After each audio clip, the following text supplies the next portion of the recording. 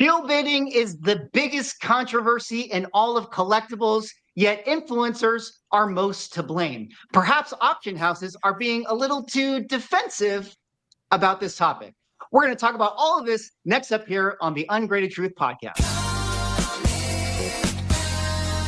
Detective Comics set a record for 1.8 million. Nobody really cares. Who are annoyed that people are asking them questions, is this book banned? That question didn't exist a year ago. Somebody's submitting like 25 vintage books and getting 15 9.9s. We always think, how can it ever get crazier? And then it always does.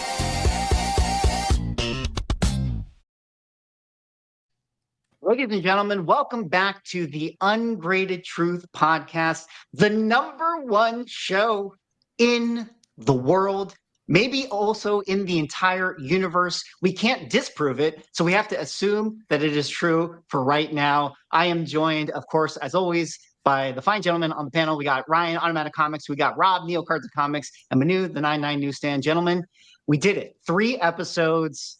Look at us now. Who could have imagined that we would get to this milestone? We get syndication now, right? I mean, I think that's what happens after 3 episodes. I'm retiring after tonight. I think this is the time where we win awards. We get nominated as the longest running podcast of all time, the longest running YouTube show. And on top of that, we also have the fastest growing YouTube channel in the world. Last week or 2 weeks ago when we talked about it, we were at 81 subscribers. Now we are at 361 subscribers. If you do the math, that is an increase of 10 million%.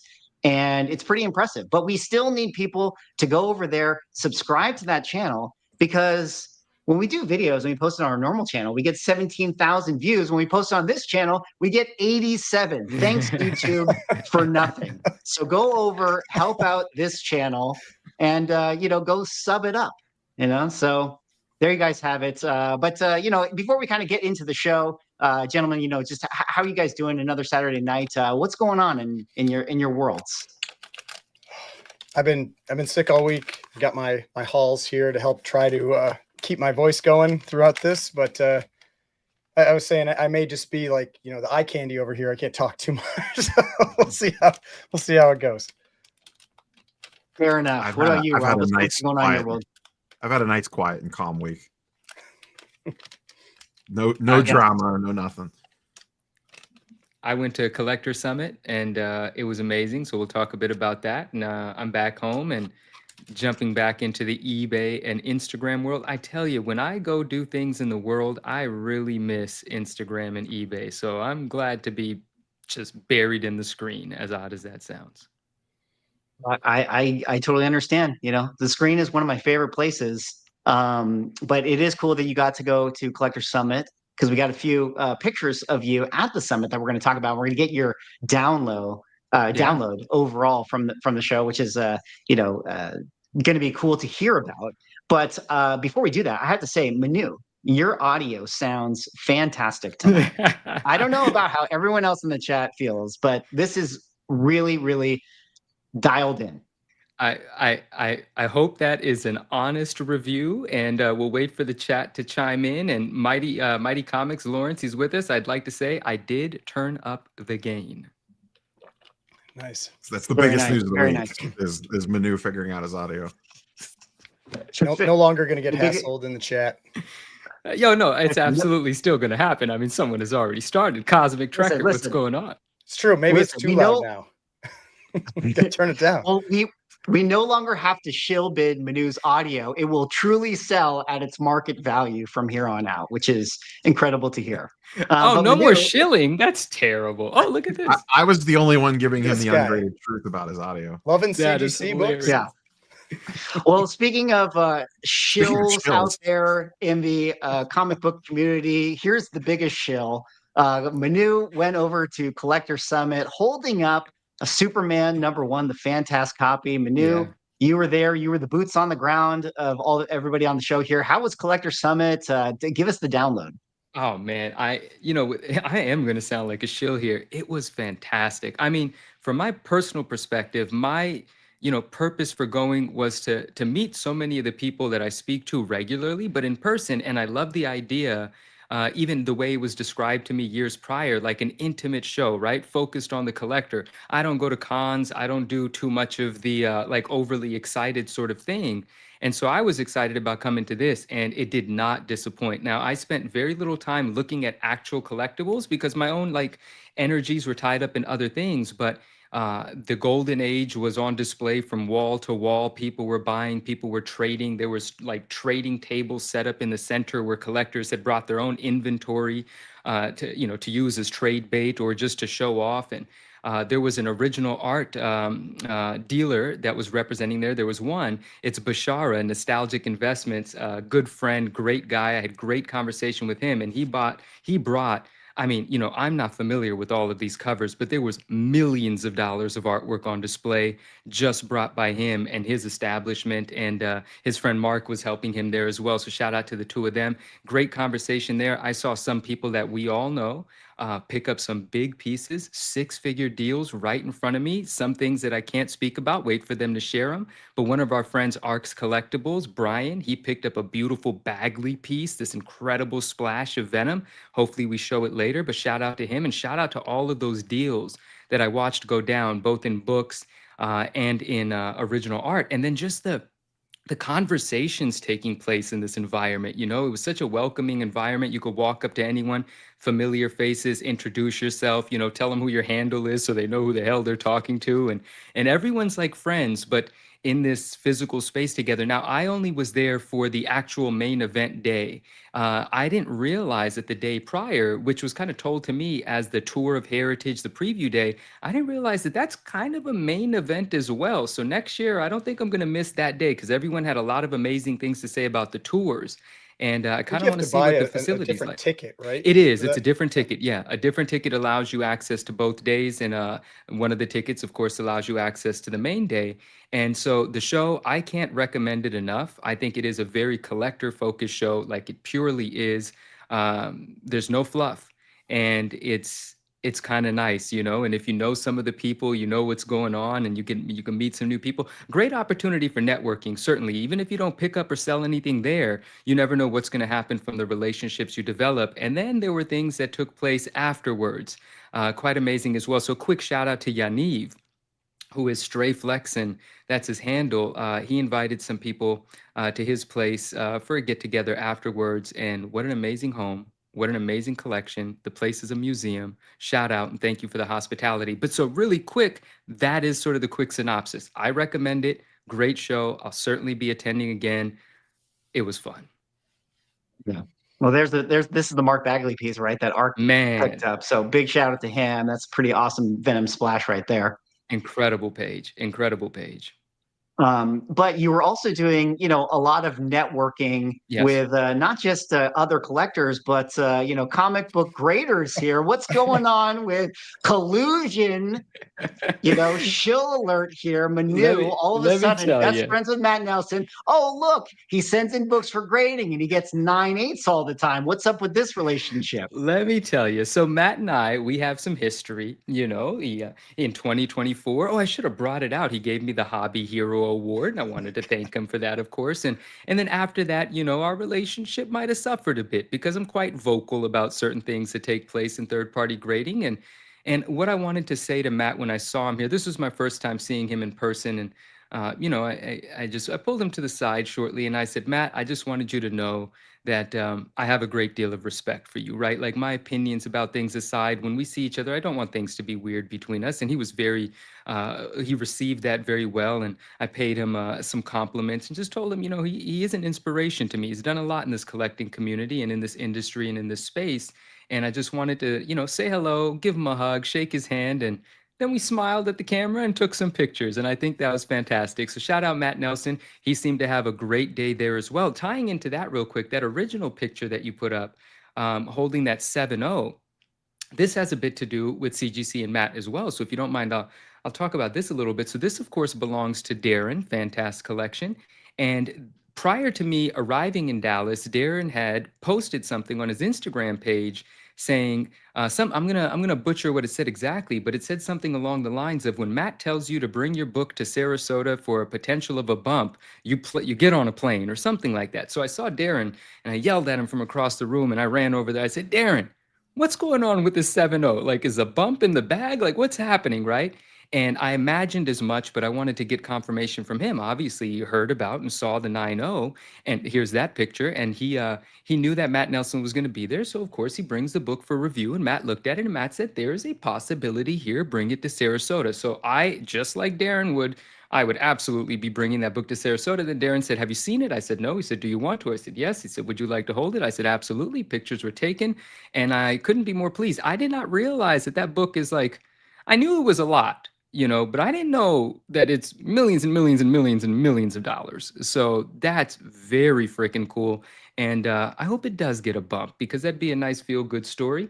And I spent a bit of time getting real intimate with that 9-0, but that's a different conversation. We'll talk about that later.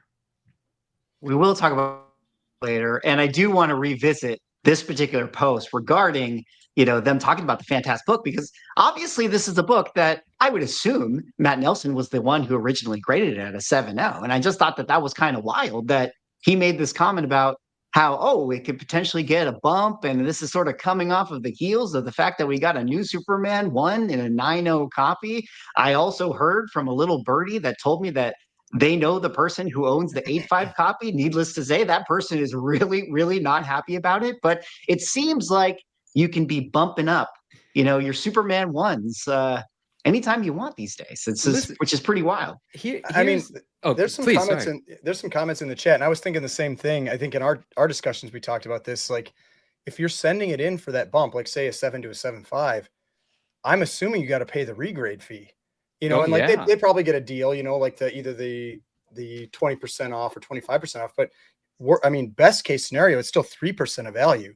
And if that's a $3 million book, I mean, you're paying a lot of money to get that book regraded, like what, 90 grand or something like that, like to maybe add half a grade. Like that's a serious deal. So I'm curious if that's how that works, or if like sometimes with these like really high end books, if there are conversations that are had, where it's like, because certain grading companies, maybe they want to have that book in their case, like they'll cut a deal. I always wonder if there's like little like conversations that get played out, because I could see it happening. And I honestly, I wouldn't even have a problem with it if it was, because I would understand wanting to have, your grader's name on, wrapped around that book. I'd like to speak to that, but in a very friendly way. I don't want to get myself in a bunch of trouble here. I got some new friends, I want to keep everyone happy. There's no pulling. here There's we no go. pulling punches. This is the ungraded truth. Okay, What Come is on it? now. damn, I should have just kept my Not the mouth partially shut. I set graded myself truth. up for this. Yeah. Okay, well, Yeah. what I'll say, and we'll get It's not further the into crack and this. press truth. That's true, right? This is what's funny? It's a tagline that I never even mentioned to either of you guys, and it occurred to me, and I just never said it.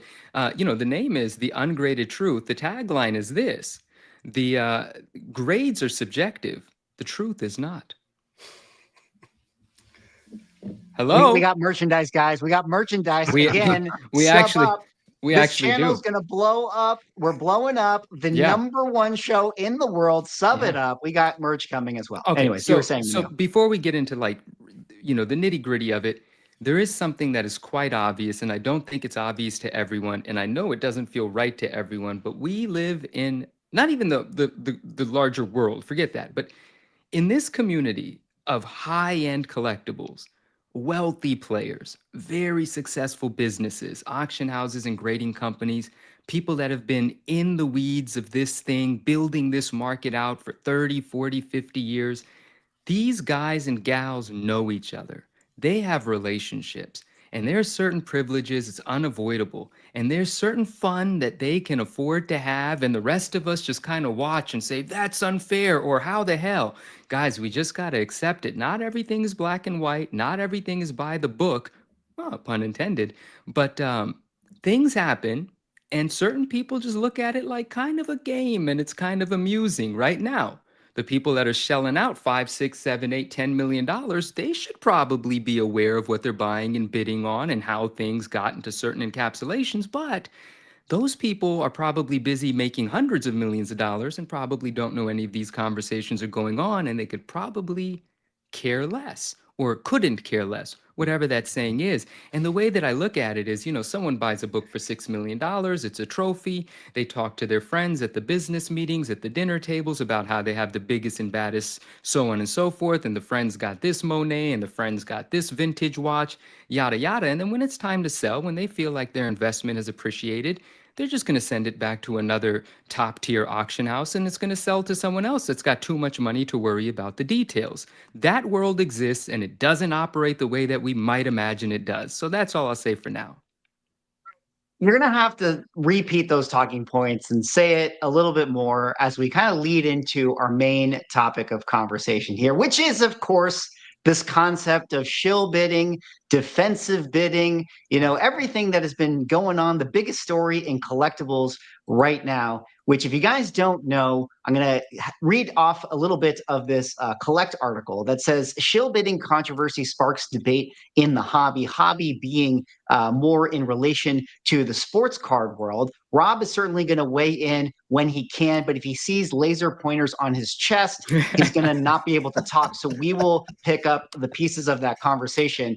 But let me kind of give everyone in the chat a little bit of context over what happened this past week. You guys can sort of correct me if I get some of the details wrong. But within the sports card world, there was a particular collector. Let's call him Schmatrick Schmryan, okay? And he is a very notable collector who happened to have an item that was up at a particular type of auction house, and people happened to notice that he maybe mistakenly or purposely or whatever the case is, bid on his own item. And then he got a lot of heat for it. And then he went on to James Beckett's podcast, founder of the company Beckett. And they talked about this sort of controversy, and they made mention of this new hot word within the collectible world, which is defensive bidding. And to kind of sum it up really quickly, defensive bidding is this idea that you might bid on your own item to prevent it from exchanging hands for less than you would want to do. But it's sort of wrapped under this guise that it's kind of okay,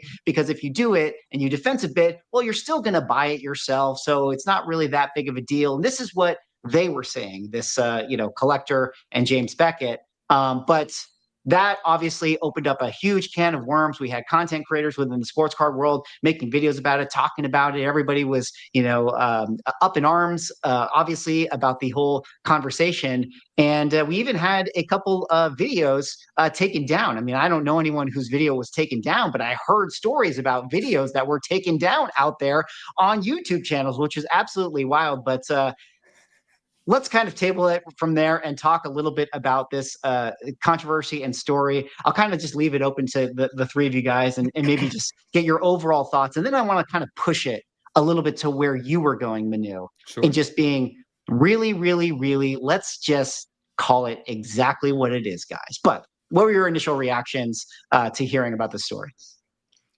Yes. So, I mean, my thoughts on this one is it's a complex topic, especially when you're talking about, it wasn't just bidding on your own items. It was the conversation about bidding on friends' items, like have your friend asking you to like bid on something so that it doesn't go below a certain point or that kind of thing. And I have 100% heard about that on the comic side. Like I absolutely know that happens. And so like, it's not like, we know it's not just cards, like that stuff happens. And that's where I feel like it gets gray. Like to me, like bidding on your own item should never be acceptable. Now I am aware that some states it's actually allowed, like some auction houses, if they're placed in certain states, you can, other places it isn't. I feel like it's one of those things where maybe it almost all depends like what your line is. And to me, like my line is you can't bid on your own stuff.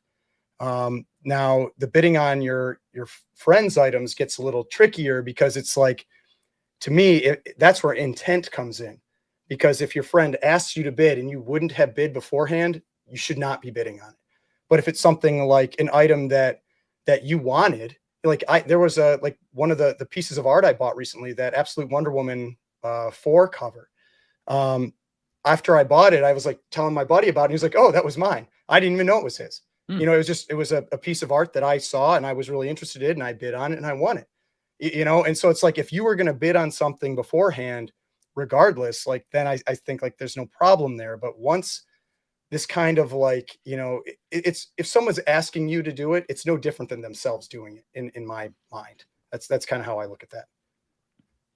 I want to ask you a question along those lines, that because you just said something and it made me think of something. Now, what if you ask your friend to do it and you say to your friend, now, brother, if you end up buying this thing, it's yours. So be happy owning it. Like, you know, like talking about the intent. If the intent for the person that is bidding on your item because they're supporting you as a friend, but if they fully intend to pay and take ownership, is there some crime there? I still in to me it's still wrong. Like if you were not going to bid on it on your own, like of your own volition, then to me it's something where you're effectively bidding on it for that other person. That's just how I interpret it personally. No, I get it. I think there's a no. It's just interesting thoughts occur to me because advertising is also influencing people to do things. What if? Well, no doubt you're trying to get people to promote and bid on something. But I guess where the gray area is like, yeah, in theory, Manu, if you have an item and you're like, hey, like Mickey, you want to like bid on it to like kind of just help it or whatever. Like I know that if I bid on it, like I'm going to pay for it because if I end up winning it, because I don't want my account with such and such auction house to like get canceled, right? Like I don't want to Right. like not actually pay for it. So I know that I'm at liability there. But I think it is in a little bit of this kind of weird gray area thing where like even if I bid on an item, and let's say it's like, there's still 14 days left in the auction, it's not anywhere close to being sold. Frankly, if I won your item at that price, I'm going to be really happy because I'll have a lot of equity in it, because typically it's like maybe the price hasn't gone there. But so there's no sort of harm in that sense. And we've all done kind of these joking, like, hey guys, let me bid on the Superman Yeah. one when it's $30,000. Like, and that's kind of a fake bid, although I'm going to pay for it. But it does, in effect, create a perceived demand for an item that maybe isn't there. Because there is still this element of like, oh, look, like this thing already has 15 bids on it. Like, which like maybe for the person that wants it is giving them this idea that this item is in demand. So there is still manipulation that is going on with it, even if it's really friendly. And I say all that, and I'll finish out by saying, and yeah, and this happens all the time. It So does. like, It does. Well, and like there's friends like do no this, way to ways. police people do that. this. Like Yeah, it's you can't impossible. police it, Like right? you can't police like a friend's account. Like I mean, it's not going to happen. Now I know I saw comments in the chat, and I am aware of this, that there are like a number of auction houses where they have it set up that like if you have listed the item with your account, it blocks you from bidding on it. Like that's their Right. way of preventing you. But like it's still like if you have a friend's account that's bidding, like it's not preventing that. So it's like No. you can block only so much, and and like it's unreasonable to really expect more policing than that. It's a it's a world that we live in, and that's in that situation. I think one thing that's interesting, and I'm just trying to figure this out in my head. One, I want to say really quickly, bidding or having someone bid on something or bidding on it from a different account, and then you end up with your hand in the cookie jar and you don't pay for it. Absolutely no two ways to look at that. That's completely wrong. Like that's the definition of, the worst case scenario. But this idea is kind of I like talking this through. It's almost like I feel like you're visiting a different country, you're going through customs, and now you're being asked all these questions. Why are you here? How long are you staying here? Like, are we supposed to now start questioning the bidders? What are you bidding for? Do you actually want this? How many of these do you own? What's your intention here? Like, how do you define someone that's rightfully bidding on something or not? The money is green. The auction houses just care that it gets paid for. And what you do as the promoter of a listing to get as many bids in there is kind of what this whole thing is about. Even the auction houses call up their client list and say, hey, this is really low right now. If you get it for this price, it's a steal. That client might not have considered buying that prior, but now that you've said this $50,000 item is about to go for 25, get a bid in, you've got equity, you've motivated this person that might not have bought that to bid. That is still a standing bid, a legitimate bid, and the money is still green. I'm just asking questions. Yeah, I know, and that's What do you think? one of. Oh, sorry. Go ahead, Neil. No, I was just going to say, I think that's where a lot of this has kind of led to as this story has kind of evolved. I think this has shined a light on, I'm not sure a lot of folks fully understood, myself included, exactly how much nonsense is in the auction house terms and services on like what is actually allowable and some of the stuff that they are actually doing. Like you can have, and I don't know the specific ones, but there are auction houses out there that you can set a blind reserve where nobody even knows that there's a reserve on it, and the auction house itself will bid the item up to the reserve price, essentially behind the scenes, and that's like in terms and services of auction houses. So to Swaggle House's point, those are some crazy. Like, I read that article. Yeah, there's some crazy stuff. You might be bidding on the item, and maybe you want to spend $100K on it, and you're bidding. And you're getting bid up, and you bid, and you're getting bid up, and you bid, and you're getting bid up. And in reality, you're just bidding against the auction house. You're not even bidding against another person. That's until wild. It hits the invisible reserve. That's the part that I think, like, that's kind of where this story has evolved to now, kind of almost 2 to 3 weeks into it, is people starting to realize what is actually allowable at a lot of these high-end auction houses. Yeah, that's a totally a great point. And actually, shout out to Eric Chang, who just donated the $5 super chat, who actually said, can you guys remind me why heritage books rarely have reserves? Because that is effectively what defensive bidding is used for. I don't know if you guys have comment on that, but it was kind of related to. I mean, we're not heritage, so we can't speak to that. But I mean, most places discourage reserves because reserves just on their own, they tend to get people to bid less. Yes. I mean, it's either reserves or like a minimum starting bid. Yes. It's just like, for some reason, it's just like a mental thing that a lot of times like an item will actually sell for more if you started at $1 versus starting at 10,000. Like I remember when I bought my first Startling 49, that Bender cover, I bought it. It was an eBay auction, and it had a starting price of like $9,000 or something like that. And the person I bought it from was a consignor, and he had said, like, he tried to tell the person, he's like, you should start at $1, you're going to get more, because I ended winning it for that bottom price. And he's like, I can almost guarantee it would have sold for more if it started at $1, you know? And so it's like, sometimes those big numbers just mentally block people from participating. And so then, like Mickey said earlier, like the act of the activity of the bidding, like the excitement that builds around it as it goes up. I mean, like me, like I've posted about that Superman 1 probably 4 times. You know, like as like prices have jumped up, because it's exciting to see that happen. And that builds demand, builds talking points, all that stuff around the items that you don't have if you have a reserve.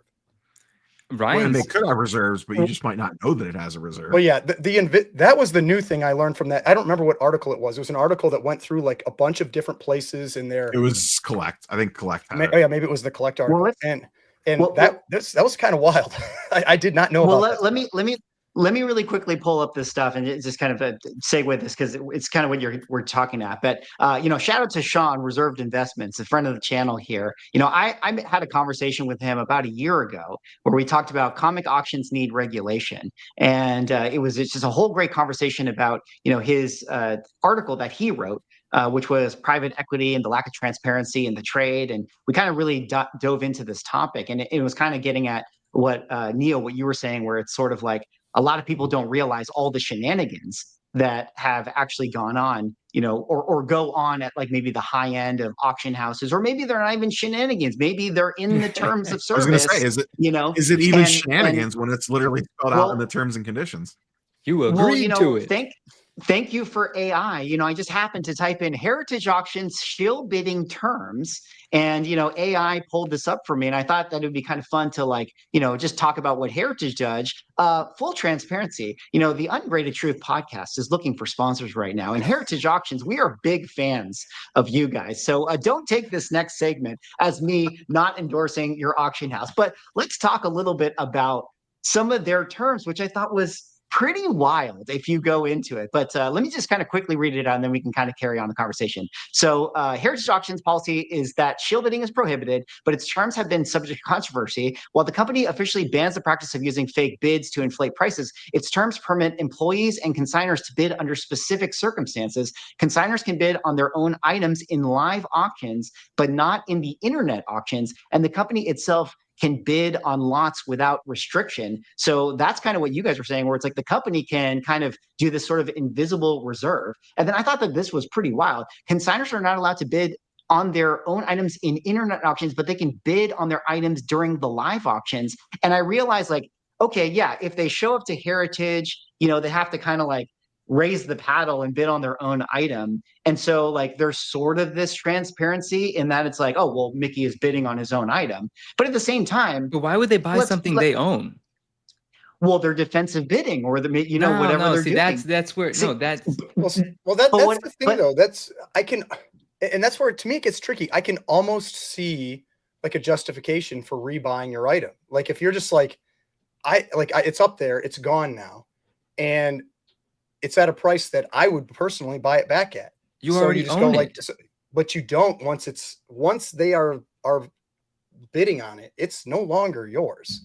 But you're paying for it twice. You paid for it to own it. Now you're buying it back. You're not getting a deal. You're buying it twice. You're basically accepting that you're going to lose the buyer's premium or the seller's fee or whatever the agreement was. And it's like, you can see how people can logic this to themselves, how they can justify it. But I still I think the problem is that it creates this sense that there's this demand out there that there isn't.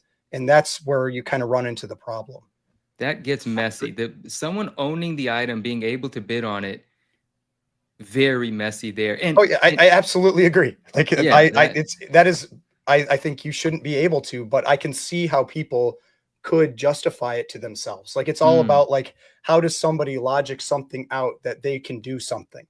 yeah. And it's like we were talking, or I had that video recently where I was talking about like married pages and things.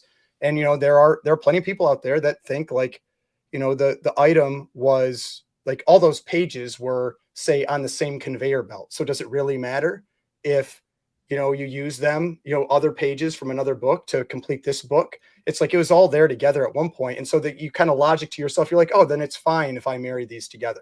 Oh, and you make a good point. They're not. It's things like that. It's just like, how does somebody just trying to see it from how someone else might try to justify it. No. Talking it through with you was great because it's something occurred to me, something so simple I didn't realize.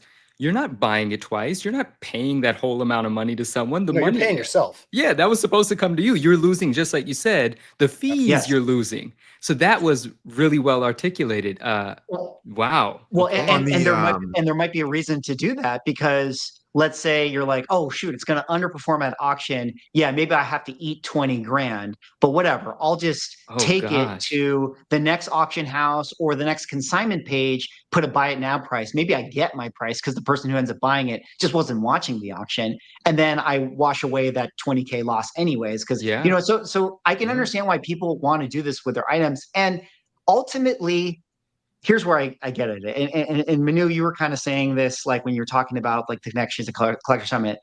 To me, it's like, yeah, is it messed up? Sure.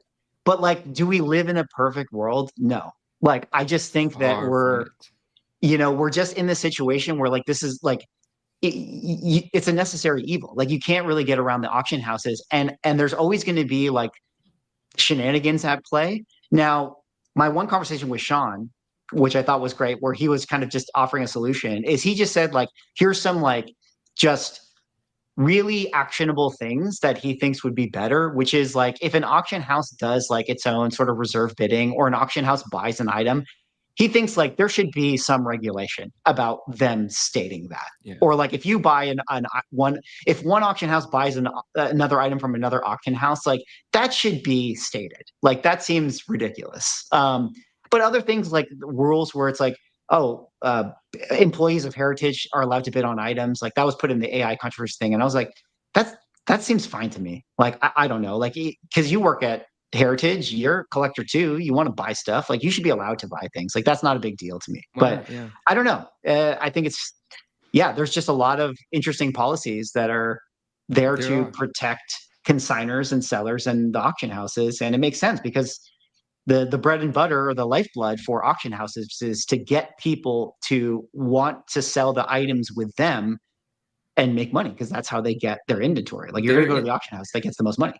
Yeah, they're in sales. They're not even in the business of investments appreciating. They don't own, they sell, right? So, all of these things that happen in the world of sales. But really quickly, before we move on, back to the reserve conversation, two things I want to say real quick. First, I just want to say, Ryan, absolutely right. The psychology surround. I've actually spoken to the auction houses about reserves and why it's their recommendation to not have them. And I had my own thoughts about them prior as well. And I've seen things. I've never sold anything at a large auction house, right? But I've observed things on eBay, so on and so forth. But the psychology and the way that I'll put it, and Ryan illustrated it in a way as well, is just like when someone has a large starting bid or a reserve, and it keeps saying reserve not met, so on and so forth. You kind of have, especially with the large starting bid, you kind of have this impression. That's kind of like making the reserve known is essentially what that is.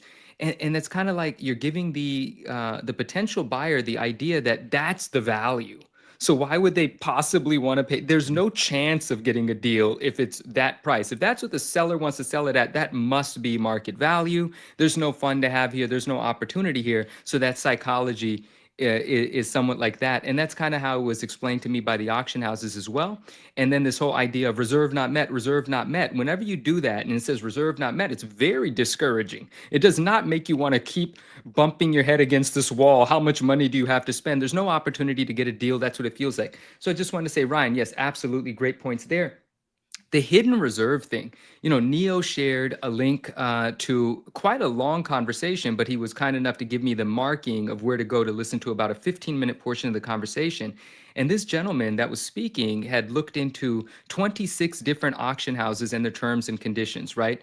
And some of the largest auction houses had this thing about a hidden reserve. And it's still a little foreign to me, the concept. I think I was grasping it, but it was just all kinds of wrong. Like it literally said the auction company is allowed to bid up until the reserve, where one additional bid would put you over or something. Like that's literally like, wait, that's like no intent to buy. That's literally just pushing the price up. That's crazy. Like when did that rule get written and how come no one has dismantled it? Like no one has anything to say about that? Well, I mean, I guess the question is, it's still intent to buy though, right? Like it's intent, because if somebody is selling it, the auction house, if they're bidding on it up to a reserve, that means the auction house, I'm assuming, is paying that person that price.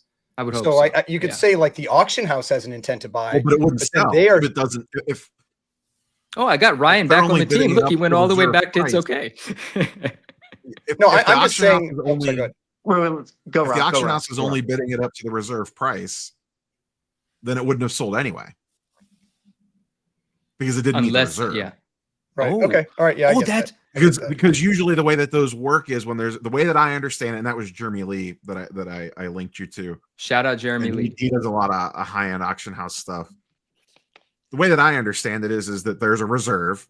You don't know that there's a reserve, and the auction house can bid up to that reserve amount. So the auction house wouldn't actually win the book.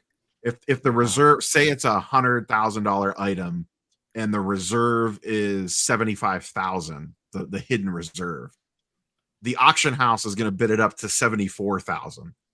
Okay, so it never would have actually sold anyway, because they're not going over the reserve amount. Does that make sense? That's bad. Neil, you said it perfectly. You're right. The reserve's not due. So yeah, oh my gosh, that is. But to Swag's point, it makes it look like there's this frenzy.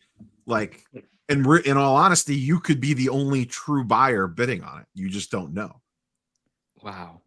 Wow. But I think that here's the key point. And again, my feeling on all of this is like, yeah, is all of this stuff totally whack, totally shady. Yes, but like, what do you expect? Like, there's a lot of these things that like you're not going to be able to get around. Like, people are gonna do stuff in back rooms that are smoky, with the diabolical plots and all this stuff. That's going to happen. Mhm. So at the end of the day, the only thing you can do, I think, as an individual, is just know your price. And if you're willing to bid at a certain level and get an item at a certain price, then to quote Neo, do you really want to know? Like, do you really want to know that you were the only one wanting to buy that item and you were bidding against Heritage or whoever? And I'm not picking on Heritage specifically, but I'm just like, do you really want to know?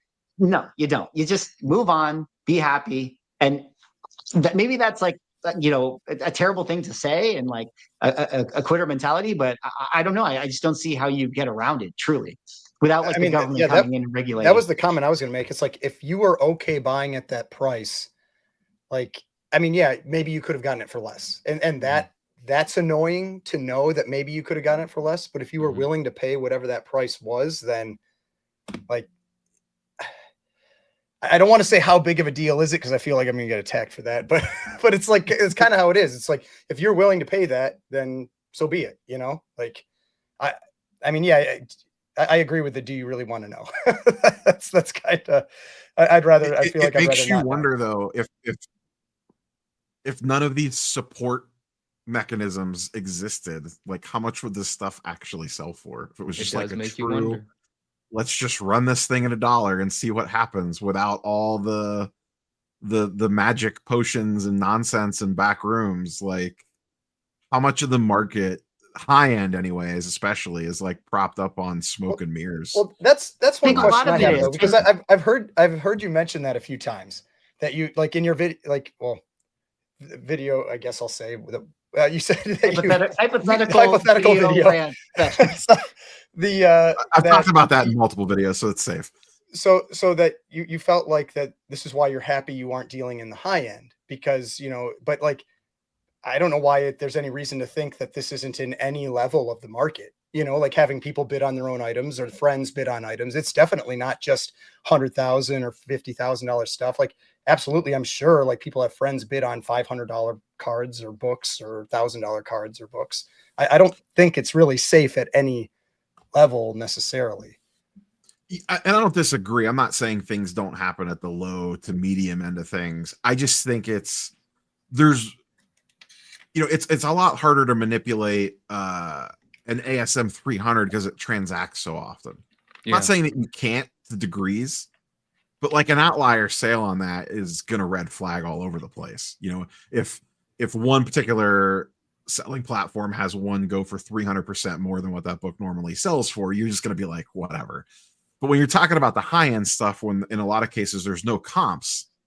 So maybe it's just rare, like rare items, Yeah, whether exactly. they're high or low Yeah, dollar. It's and I use like that example. SpongeBob, super fractors. Yeah, it could be a super rare $500 item that maybe only sells twice a year. That to me is more open to manipulation than an X-Men 266 in a CGC 98.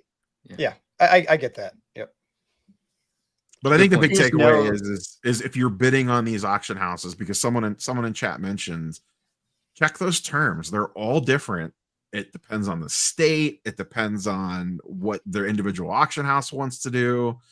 There's a lot of nonsense in there. So if you're bidding on one or two in particular, you might want to just double down and like read exactly what is allowable to make yourself feel comfortable, because there could be things going on that you might not actually like, and you just never even realized it. Right. Before we move on to our last topic, I'll throw it out. Does anyone else got anything to add to the shill bidding controversy stay here? I mean, I think there's a lot more to be talk continued. about at some point, to be continued. Definitely more conversations to be had. But from one irate side of the hobby, being the sports card side, being mad about shill bidding, to another irate side of the hobby, people not getting their Todd McFarlane signatures. He said, I don't want to sign your freaking book anymore, and close the doors. This post right here coming out of the CGC Comics Reddit page, McFarlane private signing sold out. Are you serious? we're sorry, this event has sold out. Delete order. I'm going to kick it off to Manu here. You were the first person that got me kind of caught up on the situation. What was kind of your initial thoughts of when this kind of went down, or your feelings on it? I know that a lot of collectors were very, very upset about it, but what do you think? Friends, collectors shared it with me earlier on in the day, and Comic Doc, our friend out in Canada, he's a dealer for CGC as well as PSA, and he had gathered a lot of his customers' books for this submission, and some orders had already gone out, and some orders were still being prepped to go. And prior to this announcement saying that, submissions are closed. Oh, no, sorry, there was not an announcement. That's part of the reason why it was so upsetting. There was no advance notice. No one knew what happened. You kind of only found out if you went to try to do a submission, and that drop down no longer said Todd McFarlane's name, and no advertising associated with the signing was available anymore either. But prior to that, they had extended the due date from late November to December 1st, sort of sending the signal that you guys are fine, press some more books, you got some more time. And then just people started to realize in that day that the books that they just cracked out, the books that they just purchased from eBay, everything that was going into prep for the signing was for naught. They can't get those things in the mail anymore. Now, so everyone was, well, the people that hadn't submitted yet were certainly disappointed, but I do want to say, and I saw this reel weeks and weeks ago when McFarlane first announced the signing or was doing teaser reels about the signing.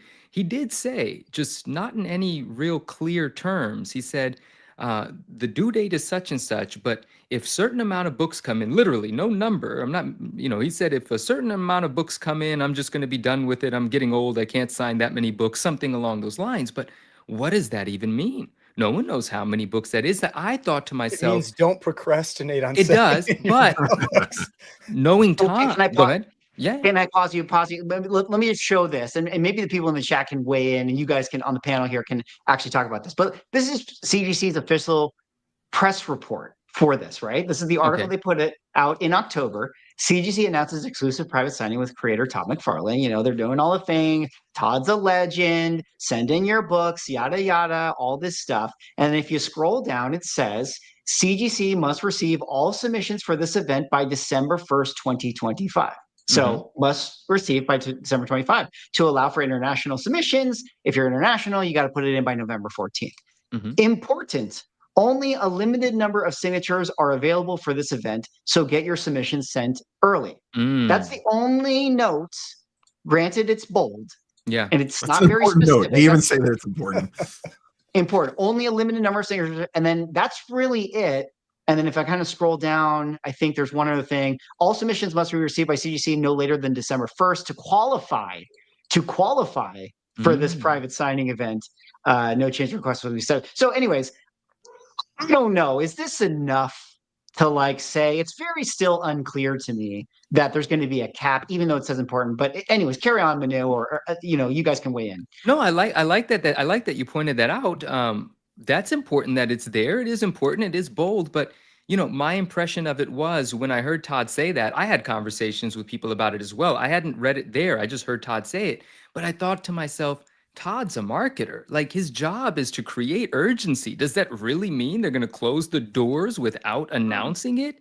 And so we didn't know what was going on essentially. Listen, guys, I didn't get my books in time, and I didn't have I had a select few items, very unique items, and I was going to take advantage of the opportunity to get them signed by Todd. But I missed the window because I read it wrong. Whatever the tea leaves were, I didn't figure it out.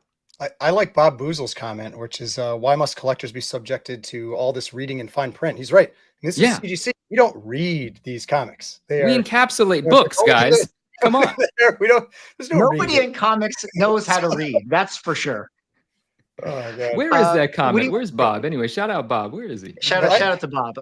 Yeah, I felt Ryan, bad for some of the pictures I saw though, where people had stacks of cracked out slabs that they had broken out to send in, and then you're just like, damn it. But as I saw someone's response to that when they're like, oh, don't worry, he'll do another one in 6 months. And it's like, no, he won't.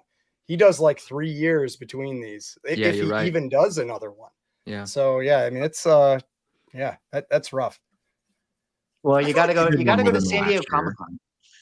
Well, no, the in-person CGCs, or not in person, the mail-in CGCs were, I think the last one was 2022, and before that was 2019. It's been a 3-year gap.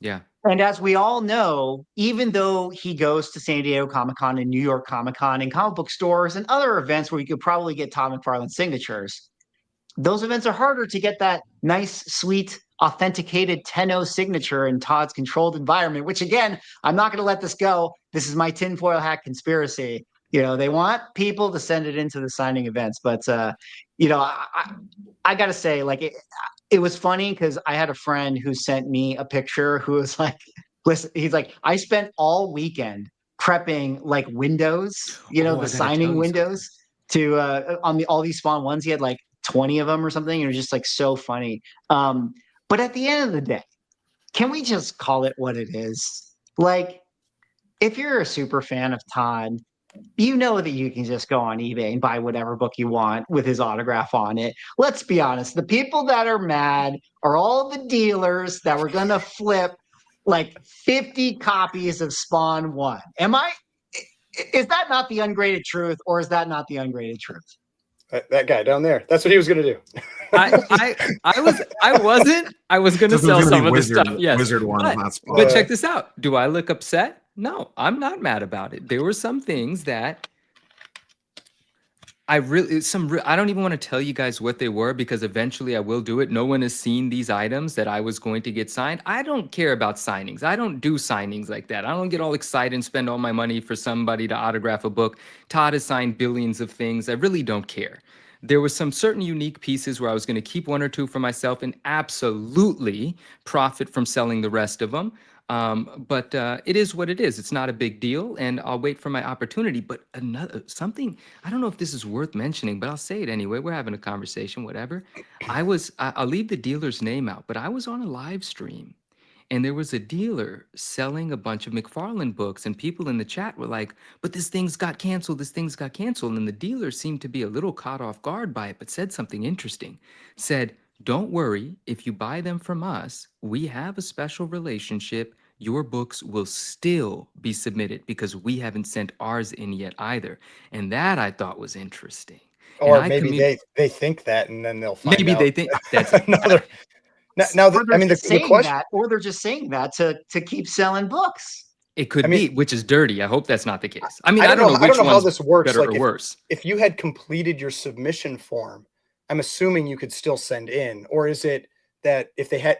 That's where I haven't read the fine details on this. I don't know. So let's reevaluate the very, very specific language. CGC must receive all submissions for this event by December 1st. Right, but so if you can, like, because the person that had that screenshot, that was them trying to create their submission, and that's what got prevented. But if you'd already created your submission, I'm assuming you could still send them in. So it's possible that they have a submission built out for like 500 books or something like that, and they're just like, oh, I'll just plug these ones in here as I go. And they did like one of those generic submissions where you don't even have to put in the content. I don't know if you can do that with Signature Series or not, but they could have some way around it where they've already pre-built their submission and have it completed and just need to populate it with the books. Yeah. I don't know. That's interesting. So if they're doing it based on the submission count, let me just ask you guys, how many times have you guys created a submission but not followed through? Because I've done that before. Exactly. Many times. Exactly. But they may assume a percentage. They're like, we assume 10% of these we won't get, or something like that. Yeah. Or now all the people that have them ready, they're like, oh dang, I'm going to send them in because now my McFarlane signatures, at a premium or something like that. Or they'll sell their submission. But shout out to everyone that got them in, because they're all going to get full Todds. Todd was very adamant about saying no one's getting a T dot. They're all getting full Todds out of this. Yeah, he said that. Oh, wow. Man, they should have been sending them in then. And you guys get a shot at the custom scroll. He did the vintage custom scroll, unlike the more modern custom scroll label from the last time. These things, even though I'm not big on custom labels, those Todd scrolls I'm big on. This is cool for you guys, and congratulations on getting your orders in. Yeah. Well, shout out to the people out there that want to get their orders in and really dive in deep to the signature game, because CGC recently came out with their new feature, which is the Signature Series Breakout. I thought we could just quickly touch on it and see if you guys had any thoughts about this. If you guys don't know in the chat, now CGC in its pop report has the ability for you to click in and see how many of a book was signed by which person. So here I have Amazing Spider-Man 300. If you click into the signature series, you can scroll down and it'll tell you exactly that Al Milgrom has signed 6. One of is a 9.4, one's a 9.2. Andrew Garfield has signed 5. Only one of them was a 9.8. Maybe that's the most rare collectible to own. And of course, Todd McFarlane has signed 5,023 CGC That Amazing number Spider-Man was 300s. crazy to me when I saw Yeah. that, because like that's an eighth of all the graded copies. Like that's crazy that 1/8 of all ASM 300 graded copies have been signed by him. I'm curious what the Spawn one is, but click on that Todd McFarlane, because there was something else that was really cool in this that maybe leads to what could be a potential future update. Then click on Todd McFarlane again on the top, and now you get the page quality breakdown. Oh, that's nice. And so like that's something we've never had before. And so I'm Cool. wondering if we'll eventually get that on Universals, because I thought that was a really like that's a cool addition, because that would be real. Now, granted, I know you have resubs and all that, so it's not going to be 100% perfect, but there are certain books like Amazing Fantasy 15 where I know like the white page copies are considered to be super uncommon. And so like that could be something that really helps like drive interest and value and whatever else in certain, page qualities on books. Well, I've always said I think that they're building Man, out I these wonder why tools. I wonder why they would be making all these pop report updates. For, I mean, feeling I talked pressure. about that in my video. I'm like, this is what's good about having PSA now. Like this drives improvements and changes, and like that's good that this stuff is happening. It is good. The interesting thing that we know, or at least we've been told that PSA is going to do, is tracking newsstands from the get. And Mark Jewelers, everything's broken out. Yeah, all that little like edge case stuff. And I don't know. I wonder if CGC has that scrolled away somewhere or not. I don't think they do. That's what's unfortunate, is that even though they started recording like that note of newsstands, everything like 20 years before that doesn't have it. So it's hopefully they start, PSA. Yeah, hopefully PSA properly does green and blue label error variants. Yeah, come on, man. What the heck? Oh, that was a that? fantastic video, bro. I really enjoyed that. While we're on this subject, loosely talking about population reports, I do want to say that I'm a big fan of what CGC had done there, because there was one book in particular that I knew I had the only Stanley signed version of. Someone at CGC had helped me, and when this happened for fun, I wanted to go look it up, and now I can actually like point to the fact that it is, and I thought that was kind of cool. One thing that this also is related to Collector Summit, because there were representatives from PSA there. Our friends Dan and Michelle were there, and it was nice hanging out with them. And they had some conversation with Matt Nelson as well. And the two companies were playing nice. And I'll tell you something new that emerged from that, and I think this is pretty cool. It's not the biggest headline, but to me, it's a strong benefit to the collecting community, and it's going to preserve the integrity of the census or the populations, at least help preserve the integrity on both sides. So they've come to an agreement, because there's crossovers happening on both sides. PSA books getting crossed over to CGC, CGC books getting crossed over to PSA.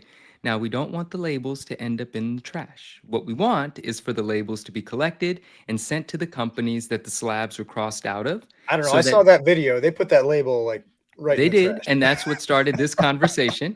And so they've come to an agreement that if a crossover comes in, they're going to collect the labels, send them back to the rightful grading company. So the grading company that originally had the book encapsulated will be able to subtract those cert numbers from the census, from the population reports, and keep them honest. So I really appreciate that arrangement and agreement that PSA and CGC have with one another, where the crossing over and cracking out's not going to stop. But if it happens in-house, they are going to send the labels to the other company so that the companies can update their population. So they're playing nice. They're working together. I can dig that. Cool. I won't segue yet to CGC versus PSA on that note, since where they're playing nice. But do we have any news of other companies, other potential pop report to share? Very soon. No, it's the same news that Neo had for us. It's very soon. What is the news? Are we allowed to say it? About the population report? I think just that that's hopefully very soon.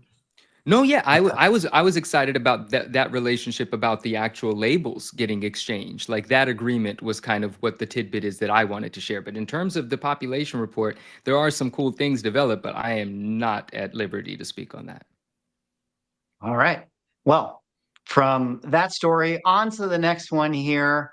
Shout out to Dave from Comic Book Investments, who had his recent collectors auctions, massive PSA sale, which included the X-Men 266 10.0, which was the feature book that we talked about on last episode's show. At the time in which we talked about it, it was sitting at $8,000. A couple days later, it ended up closing for the whopping price of $10,001. Shout out to Key Collector, who I'm going to use their article here, which they compared the red labels of PSA to blue label sales. We're going to talk about the X-Men 266, but I'm also going to just do a quick Control F to show you guys the difference PSA, meaning when I do difference PSA Control F, you see it pull up difference PSA, meaning that this particular book outsold the CGC version by $5. And I can go to other ones. This particular book outsold the CGC version by $413, and so on and so forth, amongst all the auctions here. Just to make it clear, difference PSA, 7 things pop up. Difference CGC, 42 things pop up. CGC to the moon. CGC outsold PSA 42 times in this article. Now, let's give it a little bit of copium here for PSA. This is Dave's auction house. I don't know if Dave's auction house has the most eyeballs. No disrespect to his auction house. It's a wonderful, platform. It's not going to be able to really compare apples to apples, say, against like the most recent sales of, say, an eBay buy it now or a heritage auction sale, which is effectively what the Key Collector article is doing. But this kicks off our whole conversation about CGC and PSA, and maybe we can start with the X-Men 266 sale, which sold for more than the CGC one. Anyways, I'll throw it to you guys to kick us off. What do you guys think about all this stuff? I watched Ryan's video on this that he did right after it all ended, breaking it all down. And my big takeaway is, and I'm looking at this through the lens of cards. Yeah, I mean, PSA underperformed more often, but I still actually think it was pretty successful because they weren't really that far behind in most of them. Correct, Ryan? There was a few that were like, they got their asses kicked, but generally speaking, the average was about 15%. That was to me, that seems fine, because I'm used to cards where I look at a PSA 10 and compare it to a Beckett 9.5 or even a CGC 10, and there's like a 40% difference in that price sometimes. And I know we talked about this some on the last one, where I do feel like, at least with comics, you don't have, like, most of these books that we're selling were like, anywhere from, like, say, like a 5 to a 9. There weren't a lot of the like 9, 8, 10. I mean, I'll say like the X-Men 266 was an outlier. Like, to me, that one performed exceptionally well for what it was, the PSA 10. But like, when you're looking at a book like through a slab, you can do a pretty good job at assessing the grade. And so you're not going to really, I feel like you're not going to have that much difference, because somebody can make the assessment and go, if I buy this, I can crack it out and resubmit to CGC and get whatever grade. And whereas with cards, when you're talking about a 9.5 versus a 10 and all that, it is near impossible to make that assessment from looking at a picture on a screen. And so, I mean, to me, like, I still don't think PSA did bad. I mean, I think it was a successful auction, but they did underperform. I mean, and there were a couple that were bigger, like the Giant Size X-Men one was definitely a big underperformance. It was like $1,000. Like, I assume the person that bought it's already cracked it out, but yeah, that one there. And so, I mean, yes, I don't think it was a bad sign or anything. I mean, I'm cheering for PSA. Like, I want them to hit those numbers, because you want this competition, because that's what gives you improvements on both sides. So, I mean, I want them to do well, but I do think it was about 15% on average that they underperformed from what I saw. Any of you guys have other thoughts about these particular sales? I mean, what do you make of the fact that, like, again, I mean, it's not quite apples to apples, although we do have some comparisons when Heritage sells a a PSA book, because again, this is a smaller auction house. So smaller auction houses, I think, are always selling under market anyways, even in CGC cases. At least that's kind of my experience. But I don't know. Do you guys have any other thoughts about this? Yeah, I think what you're saying is reasonable. I mean, the size of the auction house and the visibility is certainly has some potential of affecting, the values that the books bring in. But I also, it's just the beginning, like PSA's putting up a good fight. Things are doing well, even though everything's not matching or exceeding CGC yet. It doesn't look like PSA is about to pack up and leave, so more improvements to come, more books on the market, more liquidity, more people get them in their hands, decide which slab do they like. Do they like the substantial, sort of solid, heavy nature of a PSA slab, which and we've all heard this. A lot of people say, man, I got my first PSA slab. I like it a lot in person, you're right? So more people are going to have that experience. And then when it comes to the X-Men 266 doing 10K, like, this idea that the PSA 10 is pretty much competing with CGC 99s is a very legit sort of thing, right? The CGC 10, if the CGC 10 remains as stringent or as rarely distributed as it has been, it's going to be the unicorn grade. It is going to be, as we've all compared it, to the Beckett Black Label 10 in cards. And the PSA 10 encompasses what could have been a 9.9 at another grading company, because PSA doesn't have a 9.9. And so it is effectively competing with the CGC 9.9 prices. And that X-Men 266 showcased that beautifully. I mean, a 9.8 is like $450. That thing did like 20 something times the value of a 9.8. That doesn't mean everything's going to perform the same way, but the direction that things are heading for PSA, being less than half a year in the market and CGC having decades in the market, it's hard to not be optimistic about it. Like, it seems like things are going well, and I think they're going to put up a good fight for years to come, and we'll probably see those values get closer to one another over time. That's my take on it. Yeah, and like I follow PSA on Instagram, and like I see them posting very regularly, and you're seeing a decent number of vintage and like higher dollar books. Definitely not the high dollar at the level of like some of the big CGC stuff, but like at least you're starting to get the $1,000 to multi-$1,000 books that I'm seeing posted on there. And that's what you want to see. You don't want it to just be like a bunch of moderns or that kind of thing. You want them to be competing across all levels. Did you see the Bone 1 first print 9.8? That was a first print, right? Of I Bone did. 1? Yeah, I did see that one. Bro, that was one I was my jaw dropped when I saw it. I was like, am I looking at this correctly? Is this a modern reprint? No, it was the actual Bone 1 first print in a 9.8. That was a dope book. Yep. I saw someone in chat ask about CBCS. Can we when are the calling hours? Like, are they like, I mean, like, I'm half joking, but like, are they just, when's the last time they posted something on social media? Like a week ago, they actually did. It was about a signing, and I thought of Ryan when I saw them looking post. for their booth that wasn't at New York Comic Con.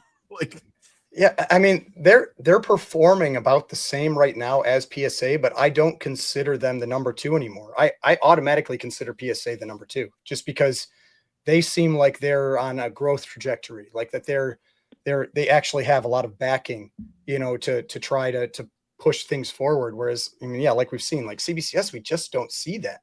You don't see them. Like, if it's kind of like there's a guy that I follow on Facebook, and he was talking about like people made comments. There's like, oh, he's liking his own videos and his own posts, and he's like, hey, I'm the first person to like my own stuff. If I don't like it, why would anybody else like it? And that's the kind of feeling you get from like CGC, PSA, and CBCS. CGC and PSA are out there like creating excitement and hype around their products all the time, and CBCS is doing nothing. And it's like, if they aren't excited about it, why should we be excited about it? Great. I'm the first person to bid on my own books that go up for auction as well. Yo. I totally agree with you guys. I mean, yeah, the PSA is completely on the upwards trajectory, even if they never say like get to that, the peak of Mount Everest, in terms of the comic book secondary market values and things like that with CGC, but they're definitely better primed than CBCS. And yeah, CBCS is just, to your point, Rob, like, where are they? Like, remember when we did a show at the end of last year, there was like some article that came out about like, oh, there's new leadership and new restructuring and like some stuff is happening. But it was like this article that was like just you wait. 2025 is going to be the year. And this year has been absolutely just like silence from CBCS. So It I don't has. know if they have I've been trying to tell anything. you guys for years and the chat. Yeah.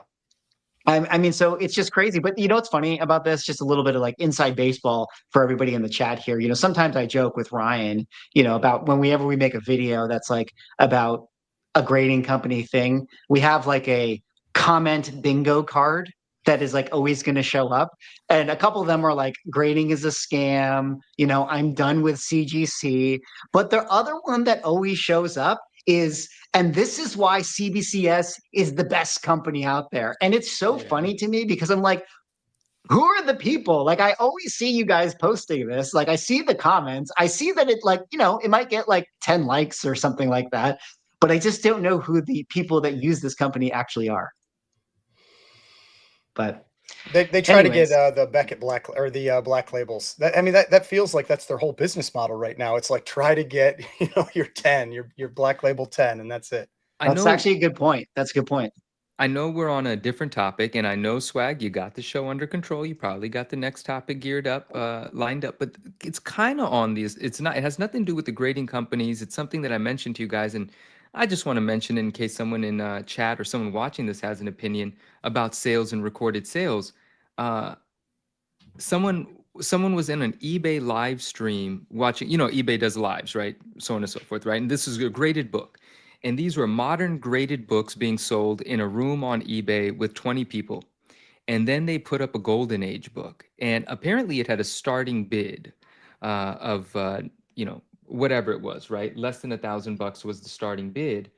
And one individual in the room who knew what the book was enthusiastically placed the bid. Everyone else was kind of like, what is this old dusty thing? And the book sold for that amount, which was much less than it had previously sold for.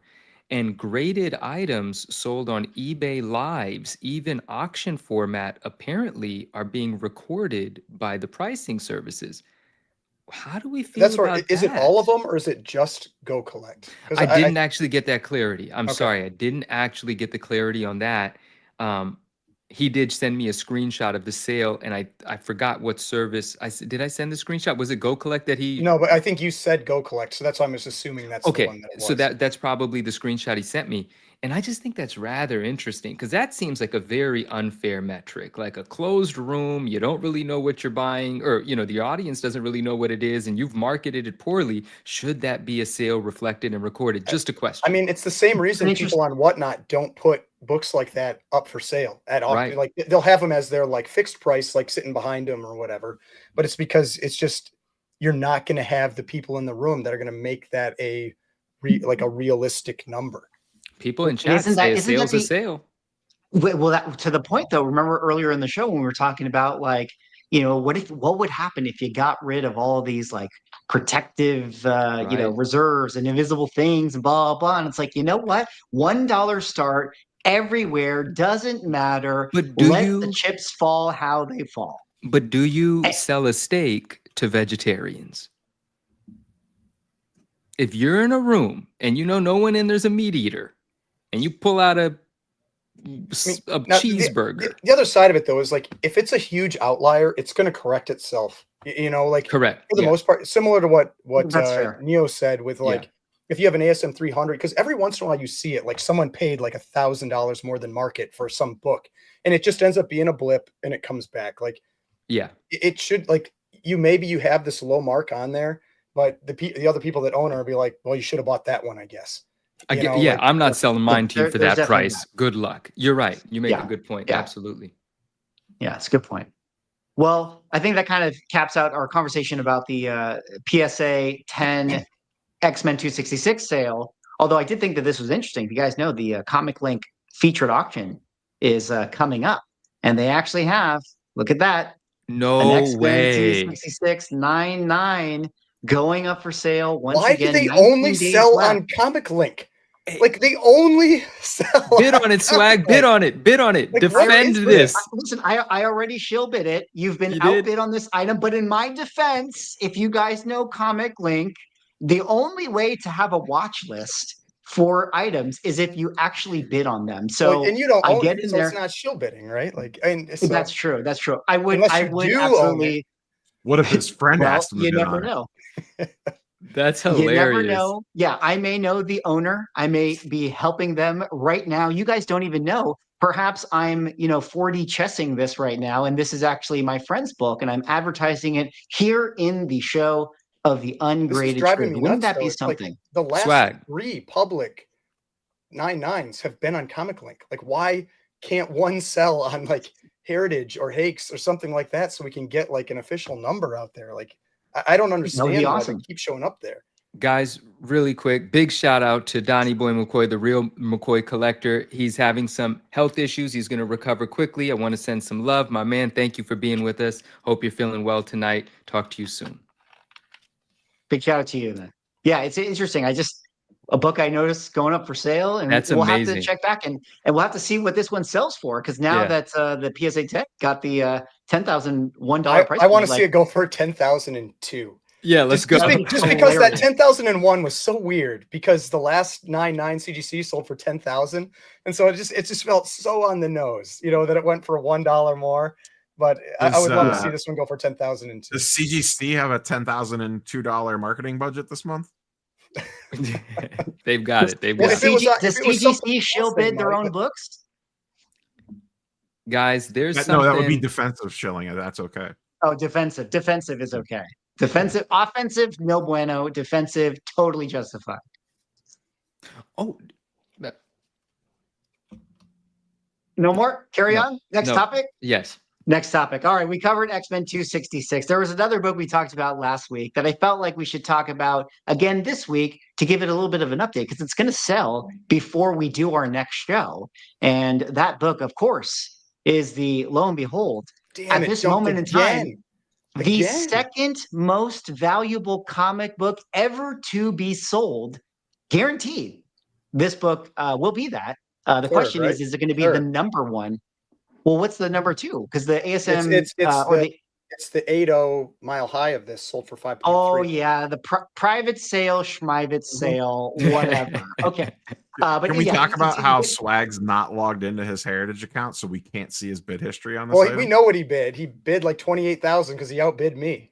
Wait, hold on. Yes, I did shill bid this thing. For This transparency. never would have gotten to 4 million if it weren't for you two and your shenanigans. I know. We Listen, hyped it listen, up. you're That's right. two extra You're right. bids on that item, pumping it up. I made people FOMO out at $28,000 when they were like, "Oh no, it's going to sell for that. I better get in on this." Artificial interest, guys. You guys are criminals. But either way, the Superman 1 9.0, 4 days left, so it's going to sell this week. I believe Thursday will be the day. Maybe I'll do a live stream if you guys are around. 4.86 is the current bid. Wow. Which makes this, as Ryan corrected, the third most expensive comic book ever sold. A lot of people are talking about how this book is maybe going to set the record, which of course was set by the Action Comics #1 that sold for $6 million. Guys, what do you think about this? What do you think about bumps in Superman? Maybe we can relate it back to what we were talking about earlier with that Fantastic book getting the bump. I mean, interesting stuff. To me, the interesting thing with this one, and this is why I posted about this one like late last night, was that this book had done nothing for like a week. It had maybe like a $50,000 bid like every couple days, but then all of a sudden, within one day, like within 24 hours now, it has jumped from 3.5 million to 4.8 million, 1.3 million in roughly 24 hours. Like all of a sudden, there was a big flurry of action on this book. And I mean, who knows? Maybe it was because of Collectors Summit. People got to go there and we're seeing it in person. Like, because I'll say like the pictures maybe there that was I a saw, backroom smoky meeting at Collectors that could Summit. be like the pictures that I saw, like in the lighting that was there, it looked better in those pictures than it does in the scan. And so like, now I'll say like the spine still, I have, I have thoughts on the spine, but like the actual like colors looked much brighter when I saw the pictures that people took that were in the case at Heritage. Are we allowed to talk about that? I mean, Manu, you saw the book. Are you allowed to weigh in on this? Listen, it's the ungraded truth, and it's not as though I'm talking about something that isn't real. So forgive me, anyone that's offended. But again, the people spending this kind of money, they're not going to know this conversation is happening.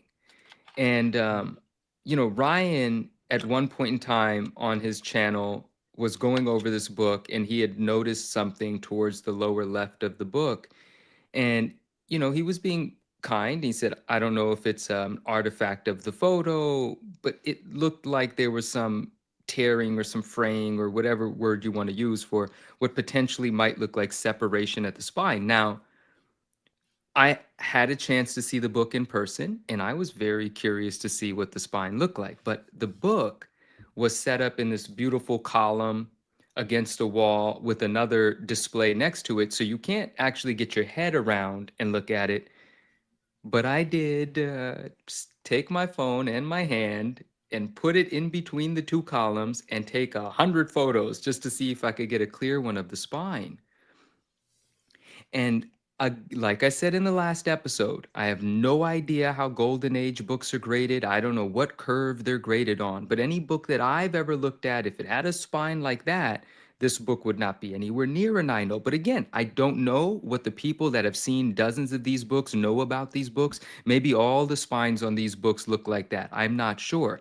And it doesn't look like it's completely split. It looks as though the cover wrap is like a double layer sort of situation, maybe like a harder stock. And it looks like the top stock has separated along the spine, but you can still see where the spine is actually connected. So this picture that I took of the bottom of the book, well into the staple and well above the staple, the top layer of the book has separated, and you could kind of see cardboard through it, like that color, craft paper color, not the actual color of the book. And if you have that picture and you want to pull it up, we can look at it.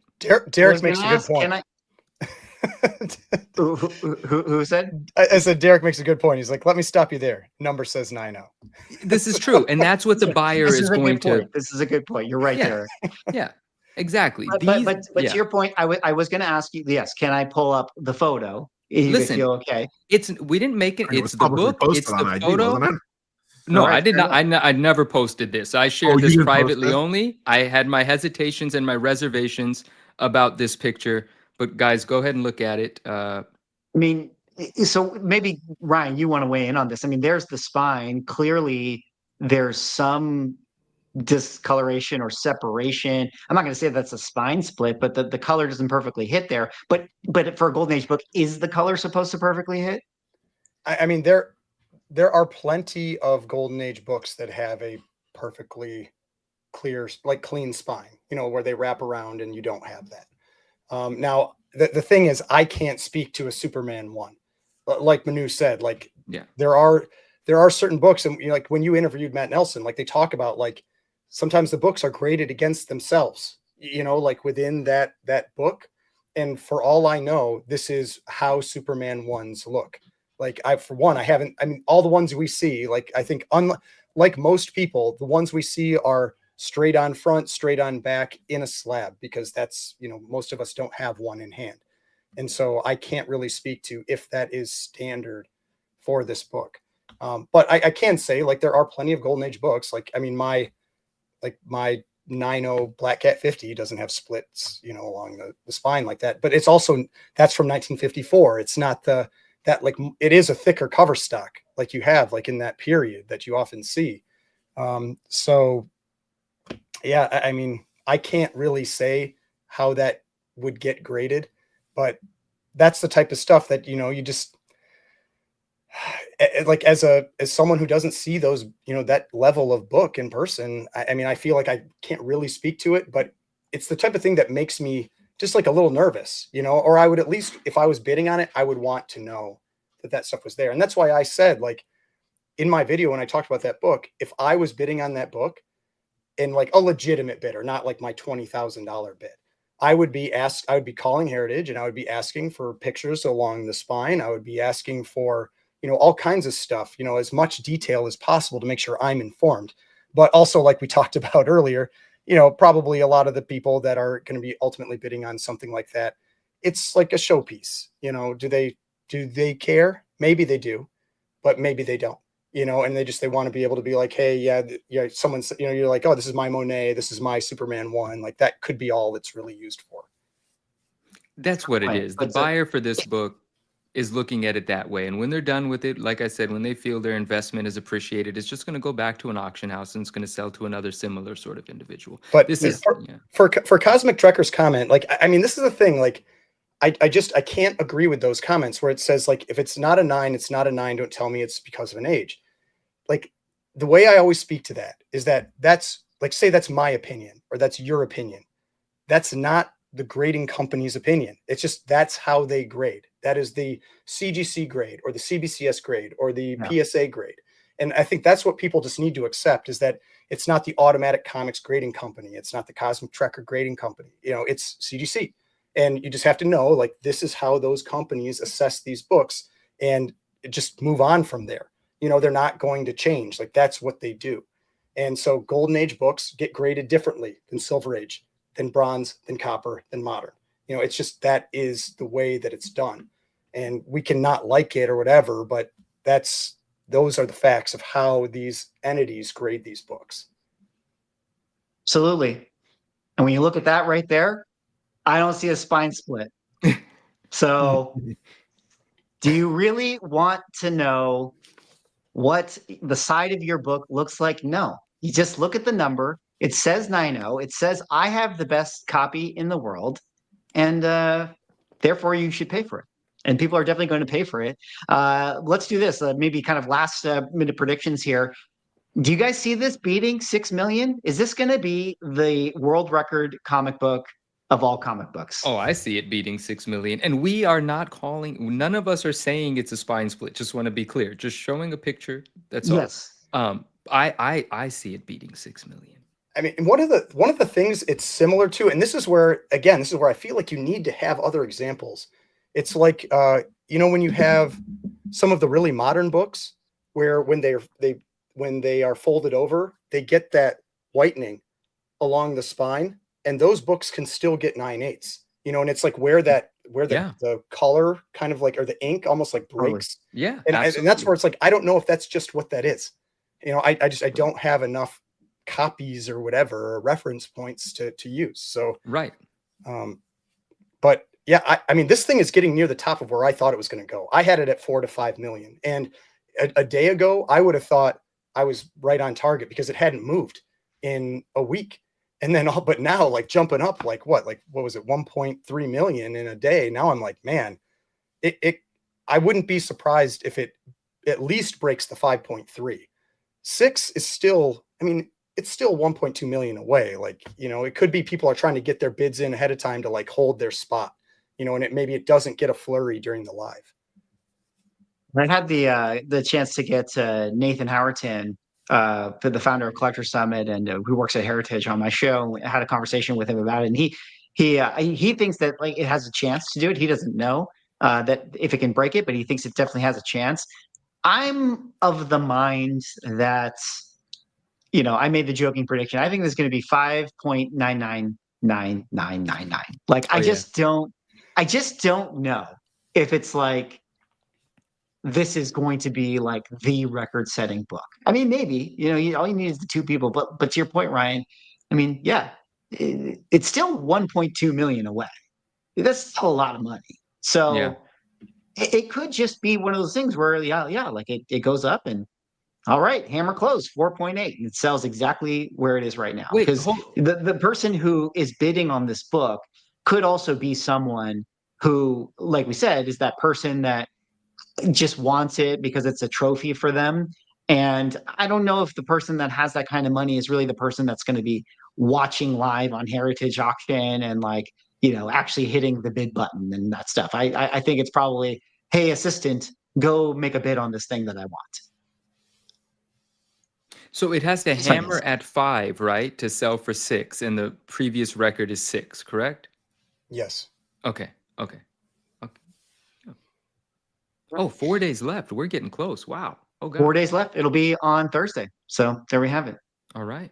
Well, gentlemen, let's hop over to a next interesting topic. You know, speaking about maybe controversial, pseudo-controversial CGC slab things, Ryan recently made some incredible videos about this Suspense Comics number 3 situation where we went from a 0.5 into a conserved 3.0. He made a great video about the series. You guys should definitely go check it out on his channel. But maybe Ryan, you can just kind of give us a quick little recap, because I know you came out with some update in there. Maybe we just, for the sake of updating the people, we can kind of let them know what the situation was with this particular book.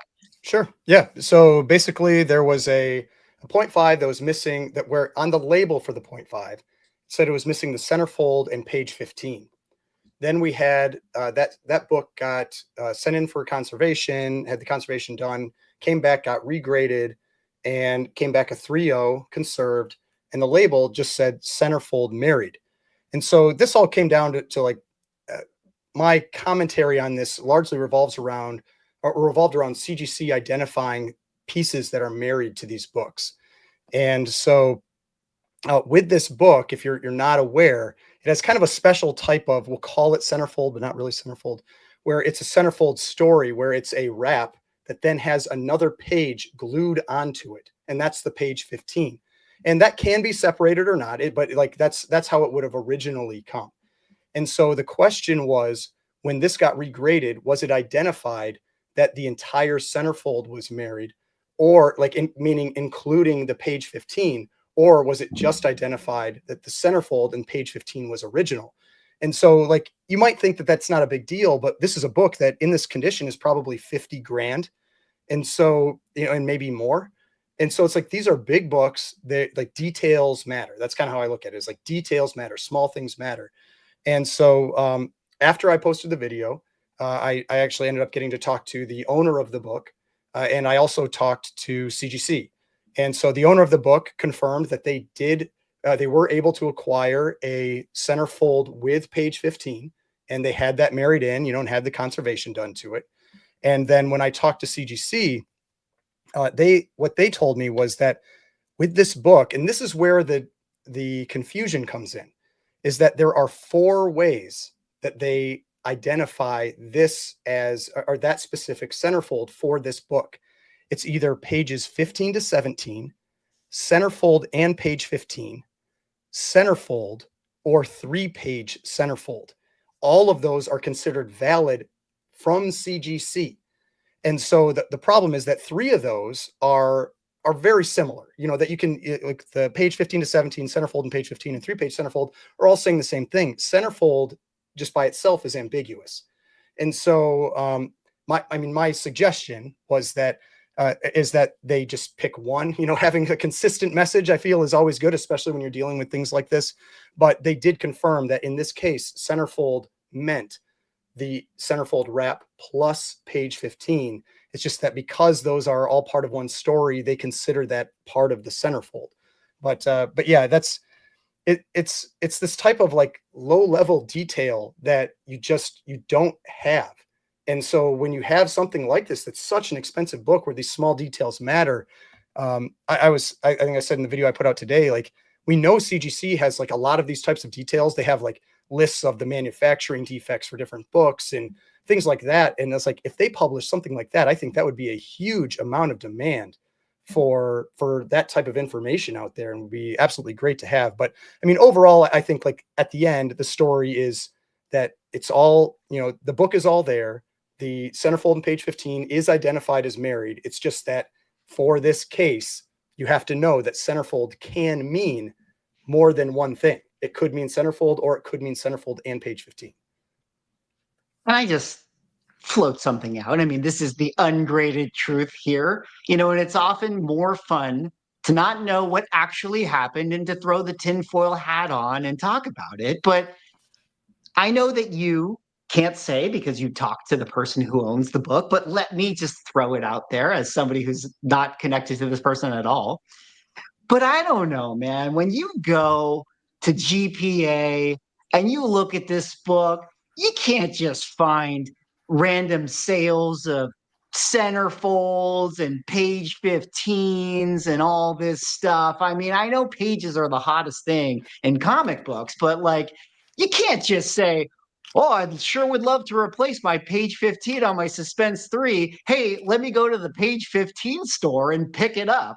Like, like, I'm just doing it for fun, guys. This is just for funsies. I'm He saying said I that he know found the what center book for it came from. Like I know what book it came from. He Okay, told me, all so right. I know it's legitimate. All right. Suspense 3 owner, Ryan's friend confirmed. Ryan would defensive bid for this guy in a heartbeat. Yo. Hey, if that book came up for sale, I would be bidding on it. All right. So, Yeah. All right. All right. I just thought that was fun. We just floated out there. It is the ungraded truth.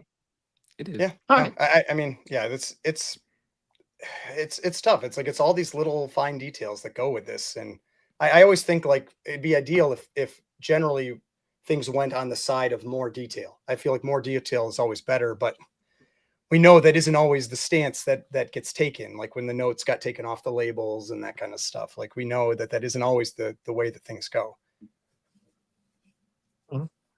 Well, kind of round it out here. I got 3 more interesting little topics that we're going to finish out with before we wrap up the show. And then we are going to give our official giveaway at the end of the show that Manu has from our last week's show, which is the ASM 316. And we're adding to the giveaway because we got far more comments than we are anticipated. adding to the giveaway. Yeah. Yes, that is very correct. We'll cover that when we get there. But Ryan is now the biggest card influencer there is on Instagram, and maybe Rob, you can talk about this because you are the card expert here. Shared a post of the latest Avatar: The Last Airbender Magic the Gathering set, the hottest, newest set. Forget Final Fantasy, forget Marvel. We're on to the new thing. And now we're on to Avatar. And we see that the chase card selling for 10,000, 500, and 20,000. Absolute insane numbers going on in the Magic the Gathering. I would also like to point out that last episode when I talked about the League of Legends card game, those booster boxes are up 66% on my hot tip. So, shilling booster boxes on swag. Shilling booster boxes. How many cases did you own before you pumped it on the last live? Listen, okay, I will never disclose. I don't need to disclose. Okay, you look at the terms of service on my eBay store, and I'm allowed to pump up my own items on my own channel. So there you go. But Rob, what do you think about this latest set of Magic the Gathering? What's going on in trading card world, Pokemon, Magic cards? Why is all the money in cards these days? It's always been there. We're always the more exciting, more transactional side of the collectible space. I was actually, I don't want to sidetrack us, but it was interesting to hear at the top when Manu talked about a trading area and Collector Summit, because that's very much a card thing. To see that creep into a comic book space, you don't hear that typically. These crazy short print Magic stuff go absolutely nutty on release, and these ones aren't serial numbered, correct? These are just. I did not see a serial number on them. That's one of the things I was a little surprised about. I think it's like the Soulstone one is not serial numbered, but the assumption is that there's like 100 of them or something. Yeah, I mean these crazy Magic, super short print or the serial numbered stuff just go for an insane amount of money. We've seen that time and time again, especially the Universes Beyond, if it ties to a very collectible property. So I'm a little surprised the Avatar went this strong, but I'm not Avatar is a popular show. Like that's the thing. Like I'm seeing the stuff that's like shows that were really popular. I don't remember when Avatar came out, like 15 years ago, maybe even a little more than that, like the animation. But like, I mean, it feels like it's targeting like the early millennial, kind of age group is what a lot of this stuff is going for. It's like they've got money now and, can't afford a house. So you might as well buy some crazy Aang card.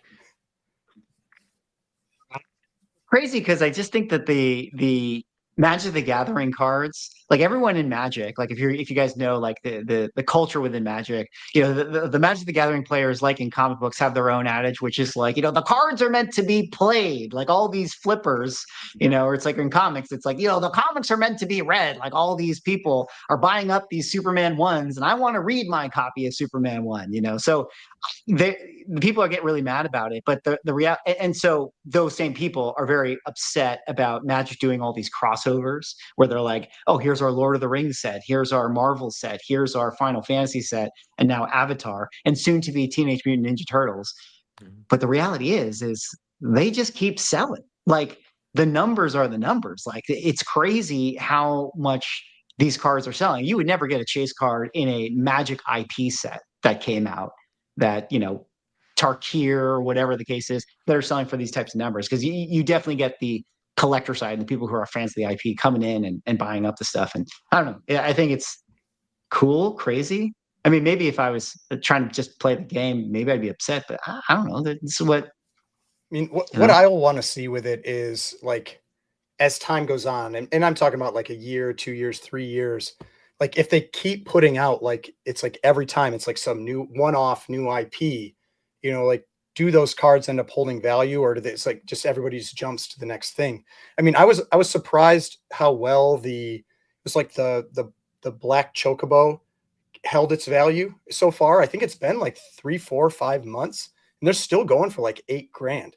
It's like some of those cards are holding so far, and so it'll be interesting to see like long term if they do or if they just kind of like continue to taper down. yeah. What do you guys think about all this? Manu, Rob, any other thoughts? Rob?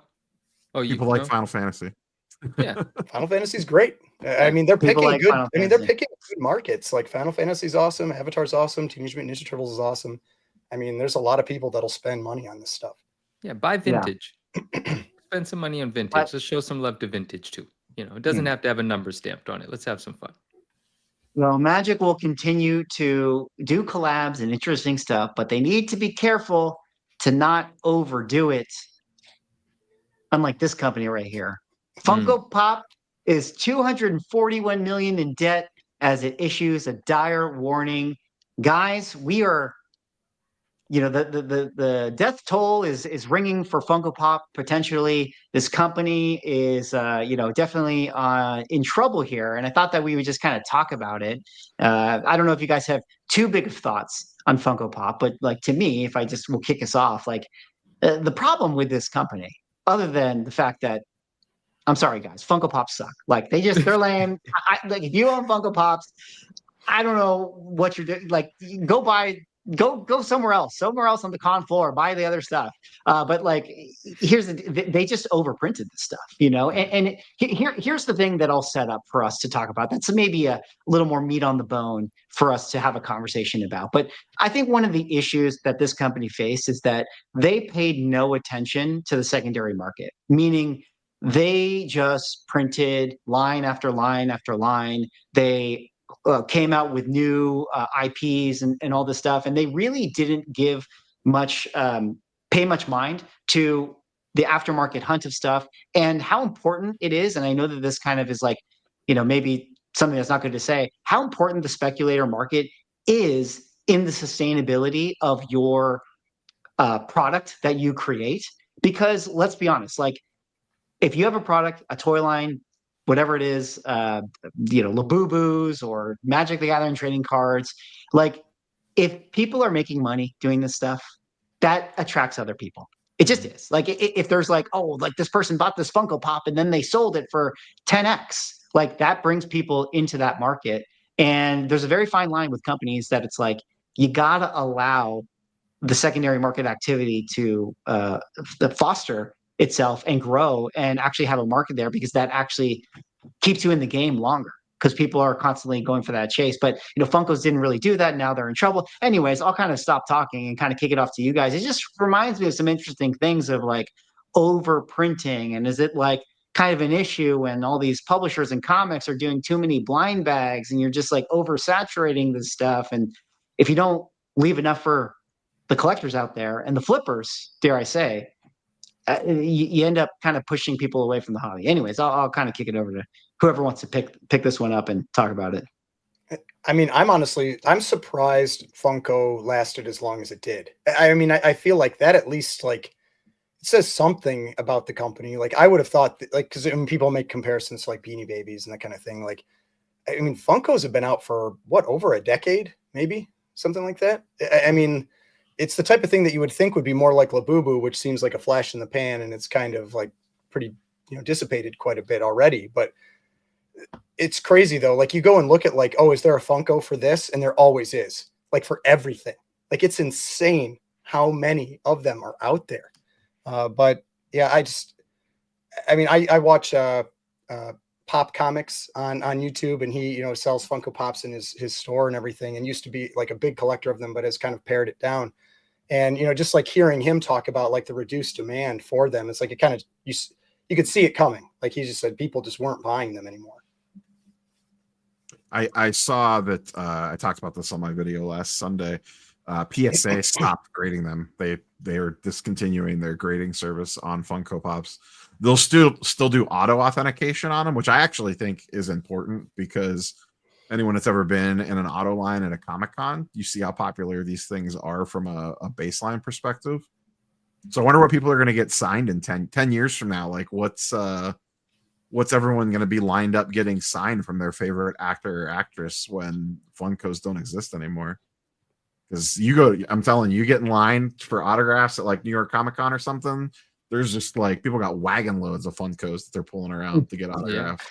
Yeah. That's wild. I don't know. You got thoughts, Manu? I mean, I think you guys know my thoughts. This headline doesn't seem surprising to me. It was kind of a duh. It was kind of expected. I kind of looked at it all like Beanie Babies, even while the whole thing was happening. But it was just like, let live. Like, if someone enjoys buying Funkos, great. I own 0 Funkos. I've purchased 0 Funkos. I'm not a Funko guy. Oh, I take that back. I do own 2. Hey, they did this thing called Soda Pops, I think, right? So they were in like a can, and they're actually adorable. They're really cool. And our friend RMS, who's with us in the chat, shout out Ryan, he actually gifted me 2, a Venom and a Carnage. Those are the 2 Funko items that I own. They came in a can, and they're awesome, and I love them. I think they're great. I think they're cool. But the collectability I always questioned. And from the company side, it's like, isn't it just history repeating itself? Like, it is literally Beanie Babies, is it not? Like, it turned into a craze, and then the company sees that everyone's buying them up. And so, short term, or I don't know what the decision making on the company is. Like, I agree with what you're saying. The company could have had some foresight and kind of stretched this out to make it last, like create some longevity, but they just decided to print as much because people were consuming all of it. And then a thought occurs to me, this is kind of an aside. It's like, while you were saying that, I was like, then how come Pokemon is so resilient to this? And before anyone says anything, I thought to myself, oh, well, Pokemon is its own IP. Funko Pops is a cute toy of everything else popular in the world. Pokemon is actually an IP. It started, it grew, it became this thing. Now, that doesn't mean it's not susceptible to, some sort of bubble bursting or something like that, whatever. But I think that is a key difference, though. This is a toy of a bunch of existing IPs. Pokemon and I'm is sure its own that IP. goes into their costs, like they have to pay someone for their likeness or whatever else to make a Funko. Whereas Pokemon, they're making their own things. Like they don't have that they have plenty of costs, I'm sure, but they don't have that as part of it. Yeah, that's a good part of it. That's a good point as well. So not too many thoughts. I felt like it was just a matter. I mean, I didn't know the company was in dire condition. I didn't know that they were massively in debt or anything. I just figured the enthusiasm would eventually subside because there's a lot of Funkos out there. And maybe there are super rare and super limited ones that still would be hunted and sought after. I don't know much about that environment to know that. I have some of my Beanie Babies from the 90s, though, and I love my bat. I love the bat. Well, we'll have to pay attention to what happens with Funkos if they can dig themselves out of this ditch. Maybe they have to just go to a new holder or CGC case. Is that a good segue? I don't know, but I'm going to go with it anyways. Next topic, and the final topic before we give our book away, I want to revisit just this book that we talked about recently that was the More Fun Comics 73. If you guys remember this one, the first appearance of Speedy, also Aquaman and Green Arrow, sold on Heritage for $40,800, maybe a little bit lower on the end of it. And the person who bought it was like, you know what? I'm going to send this over to CGC and get that 0.5 bump and put it in this new sweet holder, that sweet, sweet, sweet blue label. I'm going to hold on to this grail for years. Oh, wait, never mind. I'm going to list it on Elite Comics and list it for $59,999. Nice little 20K potential Easy bump right there. 20K. Claimed via DM, sold. I don't know what it ended up selling for, but yeah, easy, GG, easy, as Rob says. And I I don't know where I'm going with this one, other than like, we kind of talked about like the fact that it's like same book, different case. I'm gonna pay 20K more. Like, who are the people? Like, why are they not paying attention to this stuff? And I just think that that's funny, and maybe it kind of brings us full circle of like at the end of the day, people are doing things, and you just gotta be paying attention. I Do guess you I don't really know. want to know that used to be a PSA 4.5? I'm gonna, And a I'm gonna- CBCS 4.5. and I'm Yeah. gonna add some. That book. I spoke to some people. That book, multiple times, was requested to be looked at for the possibility of a bump. And CGC on several occasions had said, through the case, of course, that they don't think it has the possibility of a bump. And in fact, it might go down. So no one ever tried it. Hey, Well, no, then- no risk, no reward, right? Right. Take the And then- gamble. Now, what I'm, a little bit of flavor I'm adding to it is, well, then PSA comes to town. And since, no one ever tried taking it from CBCS to CGC because CGC said it's probably going to go down. It might not even remain the same 4.5. PSA says, hey, we'll go ahead and take the crossover, does the crossover, ends up in a PSA slab, and all of a sudden CGC is fine with giving it a 5.0. I'm not saying that it's because they're trying to, get one over on PSA or just have some fun with it, but it was presented to CGC multiple times, and CGC said that they don't think it has a shot. But again, like you said, no risk, no reward. Once it came out of the case, who knows what it looked like out of the case? Someone took the gamble and it got the bump, but that bump happened after PSA came to town. I think that's interesting. Very interesting. And I don't know what the moral of the story is, guys. Buy the label, not the book. Buy the label, buy the grade. Do you really want to know? That it always comes back to, do you really want to know, Rob? Might be one of my best quotes ever in a Swaggle cast. I think it's probably the greatest statement ever made. All right, You've well, gotten more run gentlemen, off that quote, I think, than anyone else. yeah, who didn't? It's one of those you look back at like the Dark Knight, and it's like you either die a hero or see yourself become the villain, and you look back at that quote and you're like, wow, just every year it goes by is like so much more true. It's like the "Do you really want to know?" quote has that same effect to me. All right, well, before we wrap up the show, we got a book to give away. 3 From books. Manu. I got the YouTube random comment picker. Last episode, we said that if you leave a comment on a show that we had talking about that ASM 316 swamp situation, we would give you guys the opportunity to win the book that Manu had in his hand. We kind of did it sloppily, so there was like 2 videos of it. So we're going to give away 2 books. We're going to do the one that has the more views as the main grand prize, and then the stream will be the second prize. But Manu, you want to kind of recap what you got given away, and then Yeah, we'll kind of split this up? absolutely. So the first giveaway we're doing is off of the 15-minute video, right? The one that was clipped because that one had more comments, right? And Correct. so since the story was about a 316, we're giving away a raw 316 newsstand, and then also a raw 315 newsstand, because this one's the actual first Venom cover, the small Venom.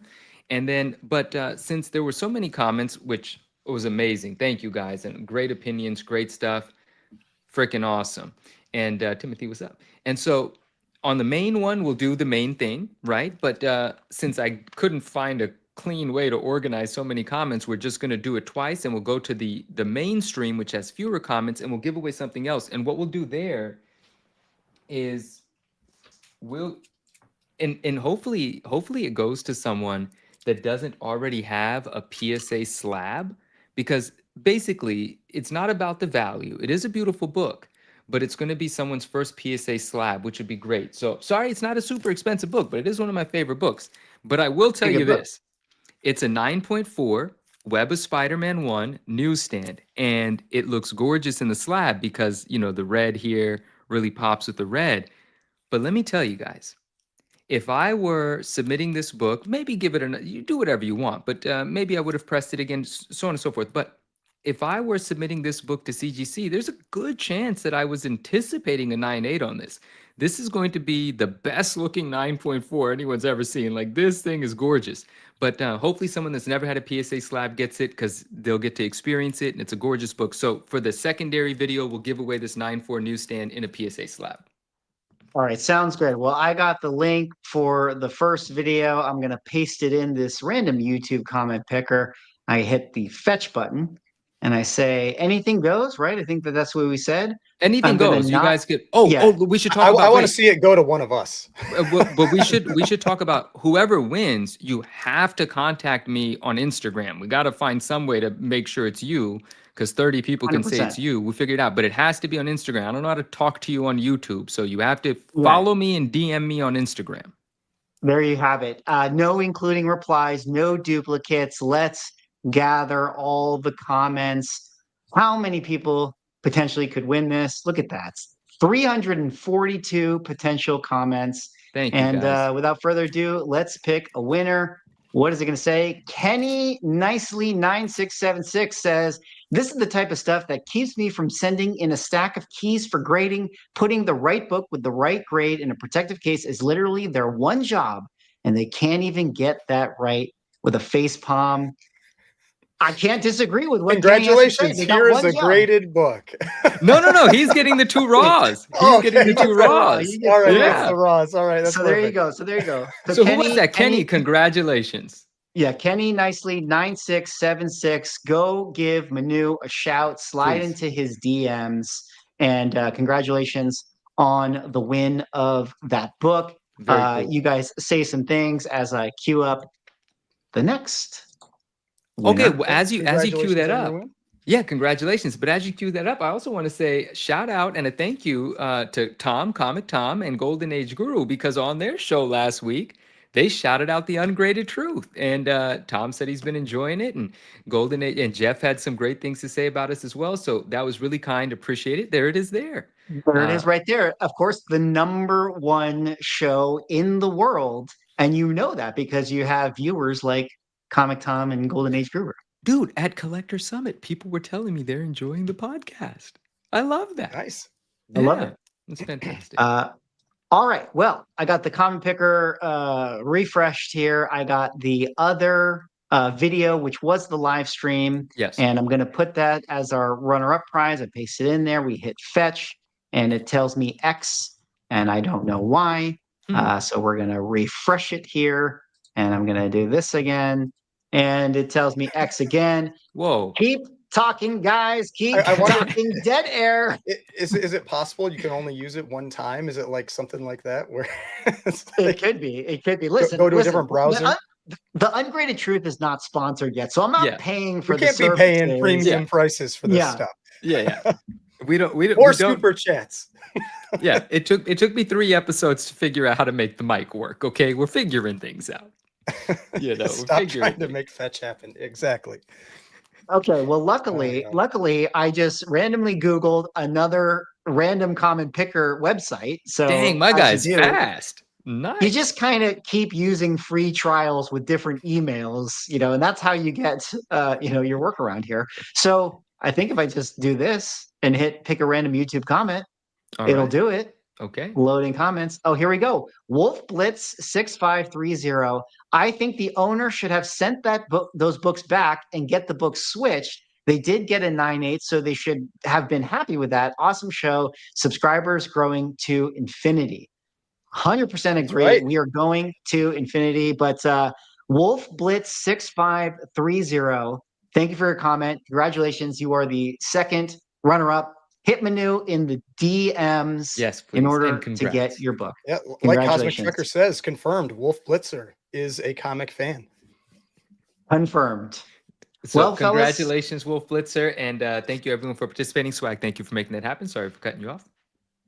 No, that's all I got. That's the Okay. end of the show, guys. We did I it. love We it. talked about so many things. fantastic. Anything to wrap up before we go? I put out a video today. Go check it out. It covers the things that we talked about with the Suspense 3. Hopefully my voice recovers sometime within the next week, but hasn't yet. All right. Well, To everyone in the chat, thanks so much for hanging out. Be sure to subscribe to the Ungraded Truth YouTube channel. Get on board to the fastest growing show in the entire universe. And until the next time, catch you on the Ungraded Truth. Detective Comics set a record for 1.8 million. Nobody really cares. Who are annoyed that people are asking them questions, is this book banned? That question didn't exist a year ago. Somebody's submitting like 25 vintage books and getting 15 9.9s. We always think, how could it ever get crazier? And then it always does.